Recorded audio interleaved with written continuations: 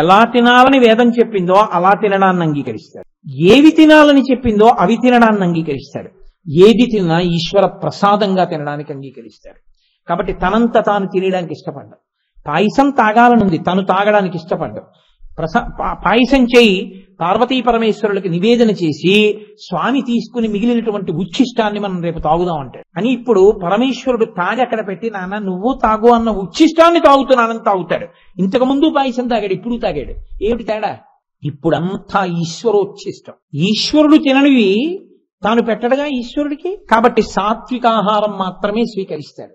ఇలా తింటే ఈశ్వరుడు ఒప్పుకోడు, అలాగా తినడం అంటాడు. కాబట్టి తను తినడం అలాగా. ఇప్పుడు జీవన శైలిలో మార్పు వస్తోంది. అప్పుడు తిన్నాడు, ఇప్పుడు తిన్నాడు, మార్పు వచ్చింది. అప్పుడు మాట్లాడాడు, ఇప్పుడు మాట్లాడాడు, మార్పు వచ్చింది. అప్పుడు విన్నాడు, ఇప్పుడు విన్నాడు, మార్పు వచ్చింది. ఇది లోపల వస్తుంది. ఈ 5 ఇంద్రియములు తేనెగా పనికొచ్చి విషయ సుఖముల మీద వెంపర్లాటుంటే మన్మథ బాణములకు పడిపోతున్నాడని గుర్తు. మళ్ళీ పుడతాడు, మళ్ళీ తెస్తాడు, మళ్ళీ పుడతాడు, మళ్ళీ తెస్తాడు, కిందకు పోతాడు. అమ్మవారి బాణములకు వశమయ్యాడని గుర్తేట, అమ్మవారి పాశం పడి దగ్గరికి లాగింది. ఈ 5 ఇంద్రియములను ఈశ్వరుడు యందు నిక్షేపించి అనుభవిస్తుంటాడు. ప్రతి దానికి ఒకటే మాట ముందు చేరుస్తాడు. ఏమిట్రా అంటే అమ్మవారి అనుగ్రహం. అంబికానాథ అన్న నామం అమ్మవారి వైపు నుంచి పరమేశ్వరుణ్ణి కీర్తించడం. ఆయనని అంబిక యొక్క నాథుడు అని పిలిచారు. సాధారణంగా నాథ అన్న శబ్దం ఎప్పుడైనా ప్రయోగం చేస్తే ఆయన భార్య పేరుని చెప్తుంది. కానీ మీరు ఇందులో పట్టుకోవలసినటువంటి గొప్ప తత్వం ఒకటి అంతర్లీనంగా ఉంది. ఆయనని ఫలానా ఆవిడికి భర్త అని అనలేదు. నేను ఈశ్వరి భర్తని, అంటే నా భార్య పేరు ఈశ్వరి భర్తని అన్నాను అనుకోండి, పర్వాలేదు. లేదా మా తండ్రి గారు వీడి భార్య పేరు ఈశ్వరి అన్నారనుకోండి, పర్వాలేదు. నా కొడుకు ఈయన ఈశ్వరి భర్త అన్నాడనుకోండి, అది కొంచెం కటువుగా ఉంటుంది. కొడుకు అలా అనకూడదు. కొడుకు ఏమనాలంటే మా అమ్మగారు నాన్నగారు అంటేనే మర్యాద. తల్లికి తండ్రికి బిడ్డలిచ్చేటటువంటి అత్యంత మర్యాద ఏమిటంటే, తండ్రి యందు ఈయన తల్లికి భర్తృ సంబంధం ఉన్నవాడు అన్న కోణంలో తల్లి పేరు చెప్పి తల్లికి ఈయన భర్త అని కానీ, తండ్రి పేరు చెప్పి ఈయనకి భార్య అని కానీ తల్లిదండ్రులను ఉద్దేశించి సంబోధన చేయకూడదు. అది అమర్యాదతో కూడుకున్నటువంటి ప్రయోగం. అలా అనం. బిడ్డలు ఎప్పుడూ తల్లిదండ్రులను అలా పలకరించారు. శివాష్టోత్తరంలో ఎంత మర్యాదా పురస్సరంగా మాట్లాడుతున్నారో చూడండి. ఆయన అన్నారు అంబికానాథ అన్నారు. అంబికానాథ. అంబిక అంటే ఎవరు? జగన్మాతృత్వ రూపిణి అంబిక. జగత్తుకంతటికీ అమ్మ ఎవరో ఆవిడ్ని అంబిక అంటారు. అంబిక పేరుగా కాదు అక్కడ వాడింది. అంబిక అంటే ఎవరు అన్నది మీరు చూడవలసి ఉంటుంది. మీకు నాకు కాదు, సమస్త జగత్తుకి ఆవిడ ఆబ్రహ్మకీట జనని. ఆబ్రహ్మకీట జనని అయినటువంటి అమ్మవారికి భర్త అయినటువంటి వాడు, అంటే మాకు నాన్నగారు అయినటువంటి వారు, అమ్మా నాన్నగారు అని చెప్పినట్టు. ఇప్పుడు అలా చెప్పవలసిన అవసరం ఎందుకు వచ్చింది? అమ్మని కీర్తనలోకి తీసుకొస్తున్నారు, ఇందులోకి స్తోత్రంలోకి. అంబికానాథ. ఇందులో మీరు ఒక గమ్మత్తు గమనించండి. జగత్తుకంతటికీ ఆవిడ తల్లి అయితే మరి లౌకికమైన తల్లి ఎవరు? లౌకికంగా కూడా అమ్మ ఉంటుందిగా. నాకు ఒక అమ్మ ఉంది, అలాగే మీ అందరికీ కూడా అమ్మగారు ఉంటారు. అలాగే ఒక కుక్కకి తల్లి ఉంటుంది, పందికి తల్లి ఉంటుంది, పిల్లికి తల్లి ఉంటుంది, అందరికీ తల్లి ఉంటారు. తల్లి లేని ప్రాణి లోకంలో ఉండదు. ఏ ప్రాణికైనా సరే తల్లి ఉండి తీరుతుంది. ఒక్కొక్కచో శారీరకమైనటువంటి కలయిక చేత పురుషస్వరూపం తన యొక్క తేజస్సుని స్త్రీ యందు ప్రవేశపెట్టి ఉండకపోవచ్చు. కానీ తల్లి లేకుండా పిల్ల మాత్రం రాదు. నేను ఎందుకు ఈ మాట అంటున్నానంటే, నెమలి ఉందనుకోండి, నెమలి మగనెమలి ఆడనెమలితో కలిసి శారీరకమైనటువంటి కలయికకి సంబంధించిన ప్రక్రియ లేదు. అది కేవలం మగనెమలి నల్లటి మబ్బుని చూసి సంతోషంతో నాట్యం చేస్తే దాని కంటి వెంట పడేటటువంటి ఆనంద ధారని ఆడనెమలి వెళ్ళి పట్టుకుని మింగుతుంది, మింగి గర్భం ధరిస్తుంది. మగనెమలి యొక్క స్పర్శ తిన్నగా ప్రత్యక్షంగా లేకపోవచ్చు, కానీ తల్లి లేకుండా పిల్లలు మాత్రం రారు. తల్లి ఉండి తీరాలి లోకంలో. ఈ మాతృస్వరూపమునందు లోకంలో బిడ్డలు పుట్టడము అనేటటువంటి ప్రక్రియ కొరకు అమ్మవారే తన అనుగ్రహంతో జీవుల యందు ప్రత్యేకించి స్త్రీ స్వరూపమునందు ప్రవేశించి ఆ మాతృత్వం అనేటటువంటి స్థితిని కల్పిస్తుంది. మీకు అందుకే చూడండి, మాతృత్వమునందు ఉండేటటువంటి ఒకే ఒక లక్షణమేమి అంటే నిర్హేతుక దయ. మిగిలిన వాటికి హేతు ఉంటుంది. నిర్హేతుకమైనటువంటి దయ ఎవరిది అంటే అమ్మ ఒక్కదాందే. నేను మీకు ఒక ఉదాహరణ చెప్తే మీరు బాగా పట్టుకుంటారు. అందరికీ అందమైన శిశువులే జన్మించాలనేం లేదు, వికృతమైనటువంటి శిశువులు జన్మిస్తారు. కొంతమందికి ఎదుగుదల లేకుండా ఉండిపోతారు, మానసికమైనటువంటి పరిణితి లేకుండా అలా ఉండిపోతారు. 40 ఏళ్ళు వచ్చినా 50 ఏళ్ళు వచ్చినా అలాగే ఉండిపోతారు. కానీ అమ్మతనం మాత్రం చెక్కు చెదరదు. పిల్లవాడు ఎంత బలహీనుడైతే అమ్మతనం అంత గట్టితనాన్ని పొందుతుంది.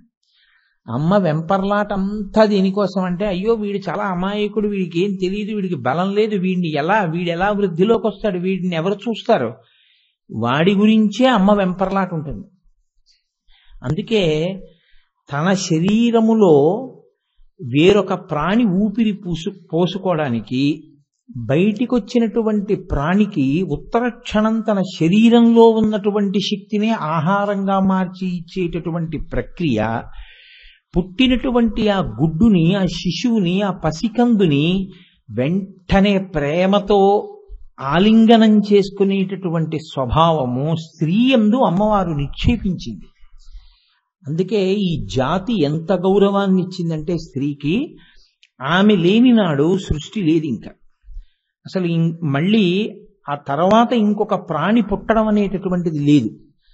అందుకే ఏవి సృష్టికి అత్యంత ప్రధానములో వేరొక ప్రాణి ఈ భూమి మీద తిరగడం అనేటటువంటిది అత్యంత ప్రధానమైనటువంటి స్థితిలో స్త్రీ యొక్క శరీరమునందు ఉండేటటువంటి ఏ అవయవములున్నాయో అవి భూమిని తాకడాన్ని శాస్త్రం అంగీకరించలేదు, అవి గౌరవింపబడుగాక. కాబట్టి ప్రత్యేకించి మాతృసూచన అయినటువంటి స్తనములు భూమికి తగలనివ్వరు. అందుకే స్త్రీ సాష్టాంగ నమస్కారం నేల మీద తగిలేటట్టుగా చెయ్యరు. అంత గౌరవాన్ని ఇచ్చింది శాస్త్రం. మోకాళ్ల మీద మోచేతుల మీద చేస్తే చాలు, సాష్టాంగ నమస్కారం చేసేసినట్టే స్వీకరిస్తాడు ఈశ్వరుడు. తల్లికి శాస్త్రము ఈశ్వరుడు కూడా అంత గొప్పతనాన్ని ఇచ్చాడు. కానీ మీరు ఇందులో ఉన్నటువంటి చిన్న పరిమితిని ఒకదాన్ని గమనించవలసి ఉంటుంది. ఈ తల్లి ఒక స్థానము, ఆమె ఎంత దయాస్వరూపిణి అయినా, ఆమె ఎంత సృష్టి చేయడంలో ప్రధాన పాత్ర పోషిస్తున్నా, ఆమె తన కడుపులో పిండం పెరగడానికి అవకాశం ఇచ్చినా, తాను తిన్న పదార్థం జీర్ణమైనప్పుడు అందులో ఉన్నటువంటి శక్తిని నాభిగొట్టం ద్వారా పిల్లవాడికి చేరేటట్టుగా అమరిక ఏర్పాటు చేయబడి ఉన్నా, ఇన్ని ఉన్నా తల్లి పాత్రకు ఒక పరిమితి ఉంది. ఏమిటి ఆ పరిమితి అంటే, ఆమె శాశ్వత స్థానం కాదు జీవుడికి. ఇప్పుడు నేను కోటేశ్వరరావు అనబడేటటువంటి ఈ శరీరంతో ఉన్నప్పుడు నాకు ఒక అమ్మగారు ఉండేవారు ఒకప్పుడు. ఆమె నా తల్లిగా నా స్ఫురణ యందు ఎప్పుడు నా ఊపిరున్నంత కాలము ఆవిడ ఉంటుంది. ఆ తల్లి ఈ శరీరానికే. దీని తర్వాత ఒకవేళ నేను మళ్ళీ శరీరం తీసుకోవలసి వస్తే ఆమె తల్లి అవుతుందనేం లేదు. అథవా దీనికి పూర్వం నేను ఏ శరీరం పుచ్చుకుని ఉండేవాణ్ణో దానికి ఆవిడ తల్లి కాదు. ఇప్పుడే ఆవిడ నాకు తల్లి. తర్వాత ఎవరి పుణ్యపాపములు వాళ్ళవి. ఆవిడ తల్లి కావచ్చు, తండ్రి కావచ్చు, లేదా ఆమె అదే జీవుడికి మళ్ళీ తల్లి కావచ్చు. కానీ ఎప్పుడూ అన్ని జన్మలలోనూ ఆ తల్లి ఆ బిడ్డే తల్లి బిడ్డలుగా ఉంటారని మాత్రం లేదు. అలా ఉండరు. మా అమ్మగారే మళ్ళీ నాకు అమ్మ అవడం కోసం అని చెప్పి ఎదురు చూస్తూ ఉండడం అనేటటువంటి ప్రక్రియ ఏమి ఉండదు. తల్లి స్థానం మారిపోతుంటుంది జీవుడికి. కానీ జీవుడికి తల్లి స్థానం మారినా ఏ తల్లి ఉండనివ్వండి, అది కుక్కకి తల్లి కానివ్వండి, ఎద్దుకి ఓ దూడకి తండ్రి కానివ్వండి, పిల్లికి తల్లి కానివ్వండి, ఆ తల్లితనంలో ఉన్నటువంటి గొప్పతనం మాత్రం దయ. అందుకే ఈశ్వరుడు ఈ దయ అన్న స్థితిని మాతృత్వంలో మాత్రం భంగపాటు చేయడానికి ఆయన అంగీకరించలేదు. అందుకే అది ఎంత క్రూర మృగం అవనివ్వండి, దానికి కంటికి పొర ఉన్నంతసేపు మాత్రమే తన పిల్లల్ని తాను తినేస్తుంది. అలా తినకపోతే క్రూర మృగాలు పెరిగిపోతాయి. అందుకని దానికి కొంతకాలం బిడ్డలు పుట్టిన తర్వాత కన్ను కనపడకుండా పొర కమ్మేటట్టు పిచ్చి ఆకలి పుట్టేటట్టు చేస్తాడు ఈశ్వరుడు. ఆ పిచ్చి ఆకలి తిరగలేదు, వెళ్ళలేదు ఆకలి, అందుకని తడిమి తన బిడ్డ అని తెలియక తినేస్తుంది. చిదిరినవి ఉంటాయి కొన్ని, అంటే కొంచెం దూరంగా వెళ్ళిపోయిన ఉంటాయి. ఆ పొర విడిచిపెట్టగానే గుర్తుపడుతుంది, ఇది నా తనూభవ, ఇది నా బిడ్డ అని. అంతే. ఉత్తర క్షణం పాలు స్రవిస్తాయి దానికి. అది పెద్ద పులి కానివ్వండి, సింహం కానివ్వండి, శివంగి అంటారు ఆడదైతే. అది బిడ్డల్ని పోషిస్తుంది. దానికి కను పొర విచ్చుకున్న తర్వాత కూడా ఆ దయ కలగలేదనుకోండి, అసలు ఆ జాతి ఉండదు ఇంకా భూమి మీద. ఎందుకంటే ఉంచదుగా, అది తినేస్తుంది. కానీ దానికి కంటి పొర విచ్చిందో అది చూసి చూడగానే దానికి దయ కలుగుతుంది. దయ కలిగితే అది ఏం చేస్తుందంటే దానికి పాలిస్తుంది, పెంచి పెద్ద చేసి దానితో పాటు తీసుకెడుతుంది. తాను వేటాడుతుంది, దానికి వేట నేర్పుతుంది. తాను తింటుంది, దానికి పెడుతుంది. కాబట్టి అత్యంత క్రూర మృగానికి కూడా మాతృత్వమునందు దయ అన్న మాటని మాత్రం ఈశ్వరుడు చెరపలేదు. ఎందుకని అంటే ఆ దయ అన్నది పోయిందనుకోండి, అసలు ఇక సృష్టిక్రమం ఆగిపోతుంది. అందుకే లోకంలో మొట్టమొదటి ఈశ్వర స్వరూపం ఇది నమస్కరించడానికి అంటే కన్న తల్లి. తల్లిని మించినటువంటి దైవం ఇక లేదు ప్రపంచంలో. తల్లి సేవ చెయ్యగలిగినటువంటి వాడు ఎవరుంటాడో వాడు సాక్షాత్ పరదేవతానుగ్రహాన్ని పొందుతున్నట్టే, ప్రతిరోజు పరదేవత సేవ చేస్తున్నట్టే. ఆ మాతృసేవ ఉత్తినే పోతుందని మీరు అనుకోకండి. అమ్మ పొందిన సంతోషం మీ జీవితాన్నే ఉద్ధరించేస్తుంది. అటువంటి అనుగ్రహం కలుగుతుంది. అమ్మ అమ్మే. అటువంటి అత్యంత విలువైనటువంటి స్థానం అమ్మ స్థానం. కానీ అమ్మకి ఉండేటటువంటి పరిమితులు ఈ రెండే. ఒకటి, జీవయాత్రలో ఆవిడే ఈ జీవుడికి ఎప్పుడూ తల్లి కాదు. రెండు, ఆమె శరీరాన్ని ఇస్తుంది కానీ మళ్ళీ శరీరం పుచ్చుకోకుండా మాత్రం ఆవిడ చేయలేదు. ఎందుచేత అంటే ఒక పెద్ద ప్రతిబంధకం ఒకటి వస్తుంది. అమ్మ అన్నిటినీ కొడుకు విడిచిపెట్టడాన్ని అంగీకరించలేదు. ఎందుకో తెలుసా అండి? అసలు ముందనుబంధం ఆవిడిది. ఆవిడ ముందు సంబంధం ఎవరిదంటే సృష్టిలో అసలు ఊపిరి పోసుకోవడంలో అమ్మతోడిదే మొదటి సంబంధం. నాభి సంబంధం ఆవిడతోటే కదండి. మరి అది కత్తిరించేస్తారు బయటికి వచ్చాక. నాభి కత్తిరించేసిన బొడ్డు కోసేశారంటారు. కోసేసిన హృదయ సంబంధంగా మిగిలిపోతుంది నా కొడుకు. ఇప్పుడు ఆయన సర్వసంగ పరిత్యాగ అయ్యాడు అనుకోండి, ఆయన అమ్మని విడిచిపెట్టి వెళ్ళిపోతాడుగా. అందుకని తల్లి జ్ఞానమును పొందడానికి యోగ్యమైనటువంటి స్థితిలోకి కొడుకు ఎదిగి వైరాగ్యమును పొందడాన్ని తల్లి అంగీకరించలేదు. ఎందుకంటే తల్లికి ఎప్పుడూ కోరిక ఉంటుందో తెలుసా? కొడుకు అలా కళ్ళ ముందు తిరుగుతూ ఉంటాడు తప్ప, కళ్ళ ముందు కొడుకు తిరగకపోయినా పర్వాలేదు అని ఎవరైనా తల్లి అనగలిగితే ఆవిడ చాలా అసాధారణమైనటువంటి వ్యక్తిత్వము అని చెప్పవలసి ఉంటుంది. ఆర్యాంబ చాలా గొప్పది, మహాతల్లి ఆర్యాంబ, సాక్షాత్ శంకర భగవత్పాదులకు తల్లి. అటువంటి తల్లి శంకర భగవత్పాదుల యొక్క అన్ని ప్రజ్ఞా విశేషాలు చూసినా సన్యసించడానికి అంగీకరించగలిగింది ఆవిడ. శంకరాచార్యుల వారు మార్గాన్వేషణం చేయవలసి వచ్చింది. ఆయన నదీ జలాలలో నిలబడి ఉండగా దుర్వాసో మహర్షి యొక్క శాపం చేత మొసలి వచ్చి పట్టుకుంది. ఆయనకి కాదు శాపం, ఆ మొసలికి. ఆ మొసలి వచ్చి పట్టుకుంది ఒక గంధర్వుడు. పట్టుకోగానే ఆయన అడిగారు, అమ్మా ఇప్పుడు ఈ మొసలి నన్ను చంపేస్తుంది, నేను సన్యాసం తీసుకుంటాను, ఇక్కడ ఆతురత సన్యాసం అంటే అక్కడికక్కడ తీసేసుకుంటాను. తీసుకున్నానా పునర్జన్మ. కాబట్టి ఇప్పుడు నా శరీరాన్ని మొసలి తిన్నా నేను తరిస్తాను, నువ్వు తరిస్తావు. నువ్వు వద్దన్నావా, నేను ఏ సంస్కారము పొందకుండా వివాహం అవి అవ్వకుండానే మొసలి నోట పడిపోతాను. ఏం చేయమంటావు అన్నాడు. అమ్మకి మార్గం లేకంది, తీసుకో అంది. సన్యస్తోహం, నేను సన్యసించుతున్నాను అన్నారంతే, మొసలు వదిలేసింది. ఇప్పుడు బయటికి వస్తే శంకరాచార్యుల వారు తల్లి ఒప్పుకోల. ఆయన నచ్చ చెప్పారు అమ్మకి. ఏమని చెప్పవలసి వచ్చిందంటే, అమ్మా నీ ప్రాణోత్క్రమణం అవుతూ ఉండగా నన్ను నువ్వు స్మరిస్తే ఎక్కడ ఉన్నా నేను వస్తానమ్మా అన్నాడు. తల్లితోటి అనుబంధం అంత సామాన్యమైనటువంటి విషయము అని మీరు అనుకోకండి. తల్లికి గురువుకి ఉండే సంబంధం ఏమిటో లోకంలో చూపించినటువంటి మహాపురుషుడెవరో తెలుసా అండి? కంచికామకోటి పీఠాధిపత్యం వహించి మహాపురుషుడై అసలు సనాతన ధర్మపు ఖ్యాతిని ప్రపంచపు దశ దిశల ప్రకాశింపచేసినటువంటి మహాపురుషుడు చంద్రశేఖరేంద్ర సరస్వతి మహాస్వామి వారు. ఆయన శతాయుష్కులై చిట్ట చివరి శరీరాన్ని విడిచిపెట్టేద్దాం అనుకుంటూ ఉండగా ఆయన దగ్గర ఉన్నటువంటి శిష్యులు విజయేంద్ర సరస్వతి, శంకర విజయేంద్ర సరస్వతి స్వామి వారు కూడా ఇద్దరూ వచ్చి ఎక్కడికో పనుంది చెన్నై వెడుతున్నా ఉన్నారు, వెళ్ళి రండి అన్నారు. దగ్గర ఉన్న పరిచారికుడిని కూడా అందరూ భోజనాలు చేస్తున్నారు, వెళ్ళిపో అని పంపించేశారు. ఏదో స్కూల్కి పట్టుకెడుతూ ఆయన తల్లిగారు మహాలక్ష్మమ్మ గారి యొక్క ఫోటో పట్టుకెడుతున్నారు ఆ రోజున. అది తెప్పించి అక్కడ పెట్టమన్నారు. పెట్టమని ఒకసారి తేరిపారి అమ్మగారి ఫోటో వంక చూశారు.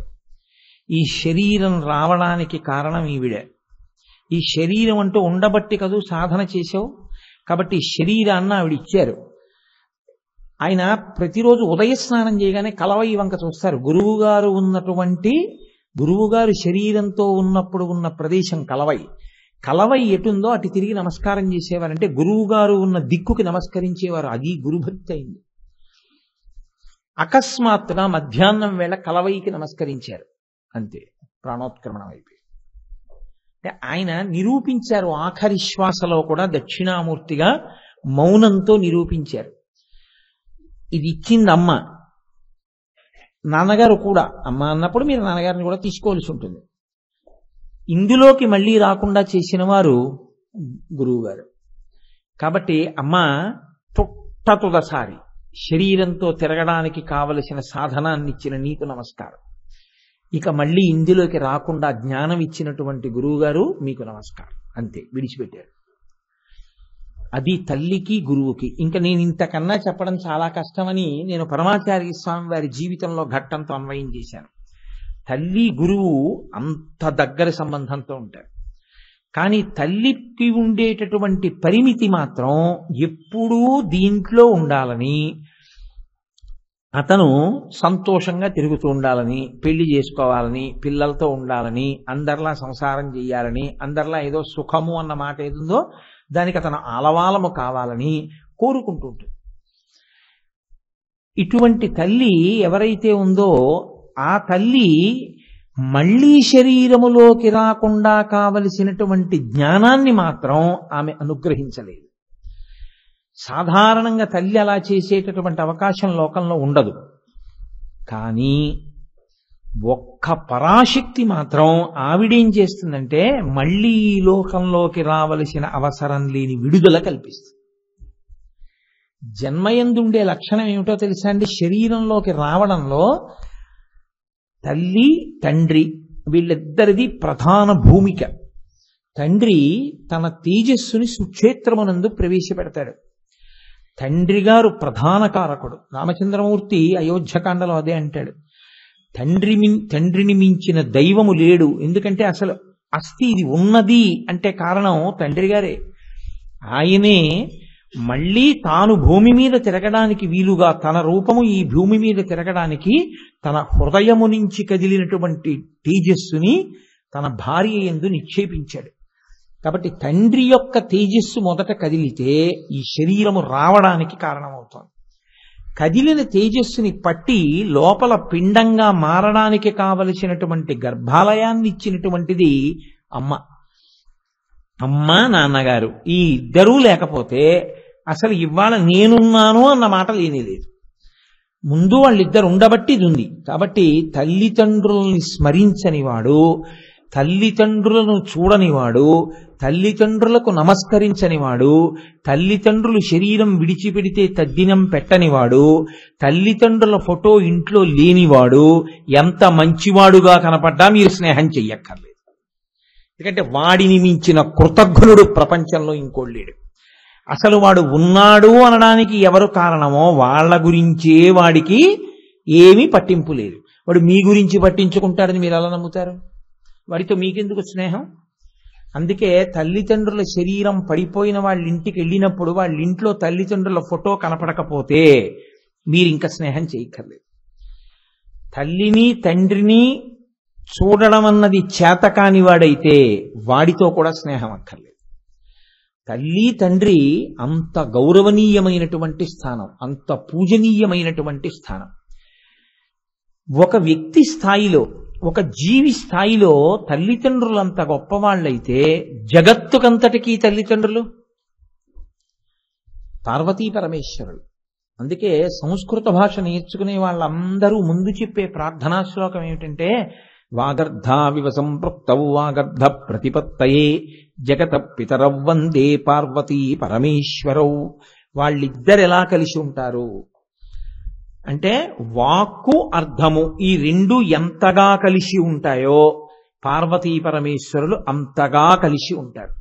వాళ్ళు ఒక జీవుడికి తల్లిదండ్రులు కారు, సమస్త జగత్తుకి తల్లిదండ్రులు. మాతా చ పార్వతీదేవి పితాదేవో మహేశ్వర బాంధవ శివభక్తాశ్చ స్వదేశో భువనత్రయం. ఆ పార్వతీ పరమేశ్వరుల యొక్క బిడ్డలైనటువంటి వాళ్ళని తల్లిదండ్రుల్ని స్మరించేటటువంటి భక్తులు ఎవరున్నారో వాళ్ళు మాకు బంధువులు. తల్లిదండ్రుల్ని స్మరించని వాళ్ళు ఎవరున్నారో ఆ పార్వతీ పరమేశ్వరుల్ని స్మరించని వాళ్ళు వాళ్ళతో మాకు బంధుత్వం అక్కర్లేదు. కాబట్టి మాతా చ పార్వతీదేవి పితాదేవో మహేశ్వర బాంధవా శివభక్తాశ్చ స్వదేశో భువనత్రయం. భువనత్రయం మా ఇల్లు. అలా చెప్పారు శంకర భగవత్పాదులు. ఎందుకని? జగద్గురువులు కనుక మనం చేరవలసిన మార్గాన్ని నిర్దేశం చేశారు. మీరు చూడండి, లోకంలో పోషణ అని ఒక మాట ఉంటుంది. ఇది బయటికి వచ్చిన తరువాత పోషణలో కొంత వయసు దాటిపోయిన తరువాతది మాత్రమే మనకి తెలుసు. మా అమ్మగారు నాకు పాలిచ్చి పెంచినటువంటి స్థితి నాకు జ్ఞాపకంలో లేదు. నాకు కాదు, ఎవరికీ జ్ఞాపకం ఉండి ఉండకపోవచ్చు. కానీ మా అమ్మగారు పరమ సంతోషంగా నాకు ఇష్టమైనటువంటి పదార్థాలు నేను చిన్నతనంలో ఏవి ఇష్టపడి తినేవాణ్ణో అవి మా అమ్మగారు ఎంతో ప్రేమతో నాకు వండి పెట్టినటువంటి రోజులు నా ఊపిరి ఉన్నంత కాలం నాకు జ్ఞాపకం ఉంటాయిగా. నా పుట్టినరోజు వస్తే నీకేం కావాలి అని నన్ను అడగకుండా నాకు అత్యంత ప్రీతిపాత్రమైన పదార్థాన్ని నా జీవితంలో చెయ్యగలిగినటువంటి మొట్టమొదటి వ్యక్తి మా అమ్మ ఒక్కతే. ఎందుకో తెలుసా అండి? నా భార్య కూడా నన్ను అడుగుతుంది మొదట్లో, పెళ్ళైన కొత్తలో, ఏమంటే పుట్టినరోజు వస్తుంది ఏం చేయమంటారంట. ఎందుకంటే ఆమెకి ఎలా తెలుస్తుంది నా అభిరుచి? తెలియదు. 10 ఏళ్ళు అయ్యాక కూడా అడిగితే అంతకన్నా దారుణం ఇంకోటి లేదు. 10 ఏళ్ళు అయ్యాక ఇంకా అడగకూడదు. 10 ఏళ్ళేమి 2 ఏళ్ళు అయిన తర్వాతే అడగకూడదు.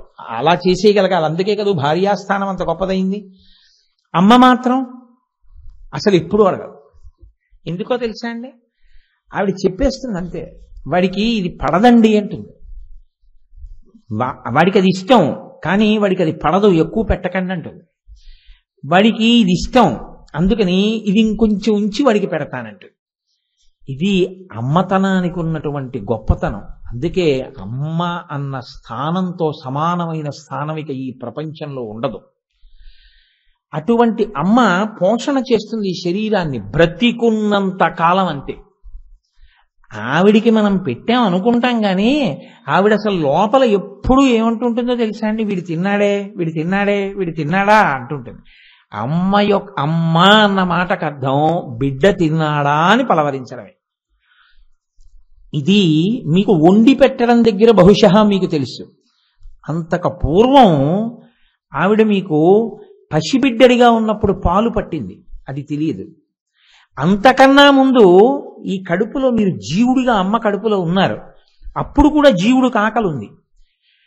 అమ్మ పెట్టినటువంటి పదార్థం లోపలికి వెళ్ళకపోతే పిండం ఎలా పెరిగిందండి? సగం కాలిపోయిన శవం ఎంత భయంకరంగా ఉంటుందో సగం పెరిగిన పిండం అంతే భయంకరంగా ఉంటుంది లోకంలో. ఏ 6వ నెలలోనో 7వ నెలలోనో పిండాన్ని చూశారనుకోండి, సగం సగం ఏర్పడినటువంటి పిండం అతి భయంకరంగా ఉంటుంది. సగం కాలిపోయిన శవం అంతే భయంకరంగా ఉంటుంది.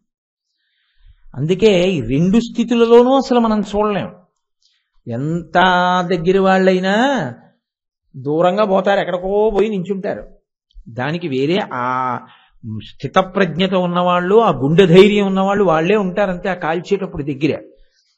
అమ్మ ఒక్కతే కడుపులో అటువంటి పిండాన్ని పెట్టుకు తిరగలదు. ఆవిడ ఒక్కతే అలా జీవం పోసింది.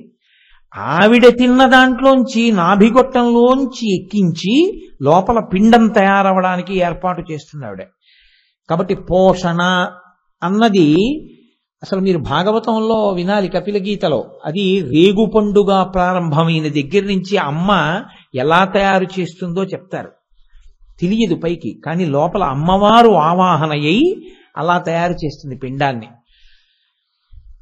అమ్మ పోషణ, పోషణకి మారుపేరే అమ్మ. అమ్మ అంటే పెట్టడమే. కాబట్టి పెట్టడం అమ్మ లక్షణం. జగదంబ, అంబిక, అమ్మవారు కూడా ఇదే లక్షణం. మనకి మన అమ్మ వరకే తెలుసు. మన అమ్మకున్నటువంటి పరిమితి ఏమిటంటే, నాకు పెట్టవలసి వచ్చి మా ఎదురింటి అబ్బాయి వచ్చి నాతో ఆడుకుంటున్నాడు అనుకోండి, నాకు వాడికి కూడా పెట్టవలసి వచ్చింది అనుకోండి, ఒరే నువ్వు ఇలా రా ఓసారి అని తలుపేసి ఒక్క లడ్డూయే ఉంటే మా అమ్మ బహుశా నాకు ఒక్కడికే పెట్టి, తినేసావా మంచినీళ్ళు తాగి ఆ నోట్లో మళ్ళీ ఆ లడ్డూ తిన్న శేషం కనబడితే బాగుండదు, మింగు అని నీళ్లు మింగించేసి తలుపు తీసి వెళ్ళి ఆడుకో అంటే, ఉన్న ఒక్క లడ్డుని 2 ముక్కలు చేసి కూడా పెట్టలేదమ్మ, కొడుకే తినాలి. ఎదురింటి పిల్లవాణ్ణి నన్ను ఒక్కలా అమ్మ చూడగలదా అంటే నేను అంత కితాబు ఇవ్వలేను. తల్లి అలా చూడగలిగితే తల్లితనానికి ఒక విస్మృతి వచ్చేస్తుంది. అలా ఉండదు. ఏ బిడ్డ మీద ఆ తల్లికి మమకారం. జగన్మాతకి అలా ఉండదు. ఆవిడ చీమ నుంచి ఏనుగు వరకు సమస్త జీవకోటికి ఆవిడ తల్లి. అది అంబిక అంటే. ఇప్పుడు అసలు సృష్టి అన్న మాట ఎక్కడ ఏర్పడిందండి? తండ్రి తల్లి కలయికలో కదూ పిండానికి పోషణ, పిండం ఏర్పడ్డం. ఇప్పుడు ఈ జగత్ ఏర్పడాలంటే ఆద్య కుటుంబినే, మొట్టమొదట తల్లిదండ్రులు ఉండాలి దీనికి. ఎవరు మొదటి తల్లిదండ్రులు? పార్వతీ పరమేశ్వరులే. పార్వతీ పరమేశ్వరులు మొదటి తల్లిదండ్రులైతే శివుడికి ఇచ్చ ఉండాలి కదూ. ఈ సృష్టి చెయ్యాలన్న ఇచ్చ ఏర్పడితేనే కదూ అసలు పార్వతీదేవి ఈ లోకాల్ని సృజించడం అన్న మాట వస్తుంది. ఆయన కామేచ్ఛ లేనివాడు, కాముణ్ణి కాల్చేశాడు ఆయన. అందుకొచ్చింది ఆవిడ గౌరవం. శివనామంలో, శివాష్టోత్తరంలో ఆవిడ్ని స్తుతి చెయ్యవలసిన అవసరం ఎందుకు వచ్చిందో తెలుసా అండి? జీవులు జీవులుగా ఉండిపోతారు, వాళ్ళకి అసలు శరీరాలు లేవు. శరీరం ఉంటే కదా. ఇది తెప్ప. నది ఉందండి, మీరు నది ఆవలి ఒడ్డున ఉన్నారు, అన్నీ ఉన్నాయి, తప్పే లేదు. ఇంకో గంటలో వరదొచ్చేస్తోంది, పైనుంచి వర్షాలు పడ్డాయన్నారు. దాటడానికి మీకేం కావాలి? మీకు ఇతరత్ర మీ దగ్గర చెక్కు బుక్కులు, ఎల్ఐసి పాలసీలు, ఎడ్యుకేషనల్ క్వాలిఫికేషన్స్, మీ స్వర్ణ కంకణాలు, మీ ఉంగరాలు, మీ వాచీలు, ఇవన్నీ మిమ్మల్ని రక్షించవు. ఒక తెప్ప ఉంటే మీరు దాటుతారు ఇట్నించటు. ఈశ్వరుణ్ణి చేరడానికి కావలసినటువంటి తెప్ప ఈ శరీరం. దీంతోనే పుణ్య సాధన చెయ్యాలి, ధర్మాచరణం చెయ్యాలి. మరి ఈ శరీరం రావాలంటే లోకంలో జీవకోటి ఎంత శరీరాలు పొందాలి, పాపపుణ్యాలు క్షయమైపోతుండాలి. ఏదో శరీరాల్లోకి వెళ్ళాడు అనుకోండి, వాడు పాపం పోతుంది, పోయి ఎప్పుడో అప్పుడు వస్తాడు మనుష్య జన్మలోకి. మనుష్య జన్మలోకి వచ్చిన వాడు సాధన చెయ్యాలి. ఇవన్నీ జరగాలి అంటే, ఉపాధులు రావాలి అంటే పరమేశ్వరుడికి ముందు ఇచ్చ కలగాలి, సృష్టి చేద్దామని. ఆయనకి సృష్టి చేద్దామన్న ఇచ్చ లేకపోగా లోకమంతా సృజింపబడితే బావుండును అన్న కోరికతో మన్మధుడు ఎదురుగుండా పెడితే మన్మధుడిని కాల్చేశాడు. మన్మధుణ్ణే కాల్చేసిన వాడు ఇంకా లోకాన్ని ఎలా ఏం సృష్టిస్తాడండి? మీరు కొంచెం జాగ్రత్తగా అర్థం చేసుకోండి సుమా. ఇంతకన్నా నేను కిందకి దిగొచ్చి మాట్లాడితే బాగుండదు. అది ఆడపిల్లకి పెళ్ళయి భర్త వచ్చి భర్త స్థానంలో ఉన్నటువంటి వ్యక్తి భార్య యందు అనురాగ దృష్టితో చూస్తే కదూ సంతానం కలగడం. అసలు ఆయనకి ఆ అనురాగ దృష్టి లేదు. ఆయన పరమజ్ఞాని, తనలో తాను రమిస్తూ ఉంటాడు అంతే. కాబట్టి ఆయన ఇచ్చ లేదు, కదలిక లేదు. అది ఎలా ఉంటుందంటే తరంగములు లేనటువంటి నీరు ఎలా ఉంటుందో చెరువు అలా ఉంటాడు శివుడు. తనలో తాను రమిస్తూ ఉండిపోయాడు మొదట్లో. ఇప్పుడు ఈ కదలిక లేనటువంటి శివుడికి కదలిక కల్పించాలి. ఎవరు కల్పించాలి లోకంలో అంటే ఇంతకన్నా మార్గం లేక నేను ఇలా చెప్పవలసి వస్తోంది. నేను అనబడేటటువంటి లోపల ఉన్న జీవుడు అన్న స్థాయిలో ముందనుకోండి. జీవుడు ఈ శరీరంతో బయటకు వస్తే కదూ నేను ఉపన్యాసం చెప్పడం, దీంతో వస్తే కదో సంధ్యావందనం చేయడం, దీంతో వస్తే కదో గుడికి ప్రదక్షిణం చేయడం, దీంతో వస్తే కదూ నేను ఈశ్వరుణ్ణి చేరుకునే మార్గానికి వెళ్ళడం. అసలు నేను ఈ శరీరంలోకి రావాలంటే మా నాన్నగారి తేజస్సు మా అమ్మగారిలోకి ప్రవేశించాలా? అసలు మా నాన్నగారు నిష్కాముడై కూర్చునుంటే ఇక నేను సృజింపబడతానా? మా నాన్నగారికి నేను సృజింపబడాలన్న కోరిక పుట్టడానికి కారణమేమిటి? కాముడి బాణం నాన్నగారి మీద పడాలి కదండి. ఈ విశ్వసృష్టి యందు లోకాలన్నింటినీ సృజిద్దామన్న కోరిక కలగాలంటే పరమేశ్వరుడైనా అంతే, కాముడి బాణాన్ని అంగీకరించాలి. ఆయన కాముడిని కాల్చాతో పారేశాడు. ఇప్పుడు ఈ లోకం ఉంటుందా? ఎవరుంటారు? ఆయన ఆవిడే ఉంటారు. ఉంటే నష్టం ఏమిటండి? హాయిగా అలా ఉండిపోవచ్చు కదా. పిల్లలున్న వాళ్ళందరూ ఏం పెద్ద సంతోషిస్తున్నారు, మాకు పిల్లలు లేకపోతే మాత్రం ఏం గొడవ ఉంది, పోన్లు ఎదురు మాకు పిల్లలు పుట్టలేదని సంతోషించే దంపతుల్ని మీరు ఎక్కడన్నా చూశారా? పిల్లలు లేని వాళ్ళని అలా ఉండరు. కష్టమో నిష్ఠూరమో పిల్లలు ఉండాలండి అంటారు. ఆ పిల్లలు లేరనుకోండి, చెయ్యని నోము ఉండదు, చెయ్యని వ్రతం ఉండదు.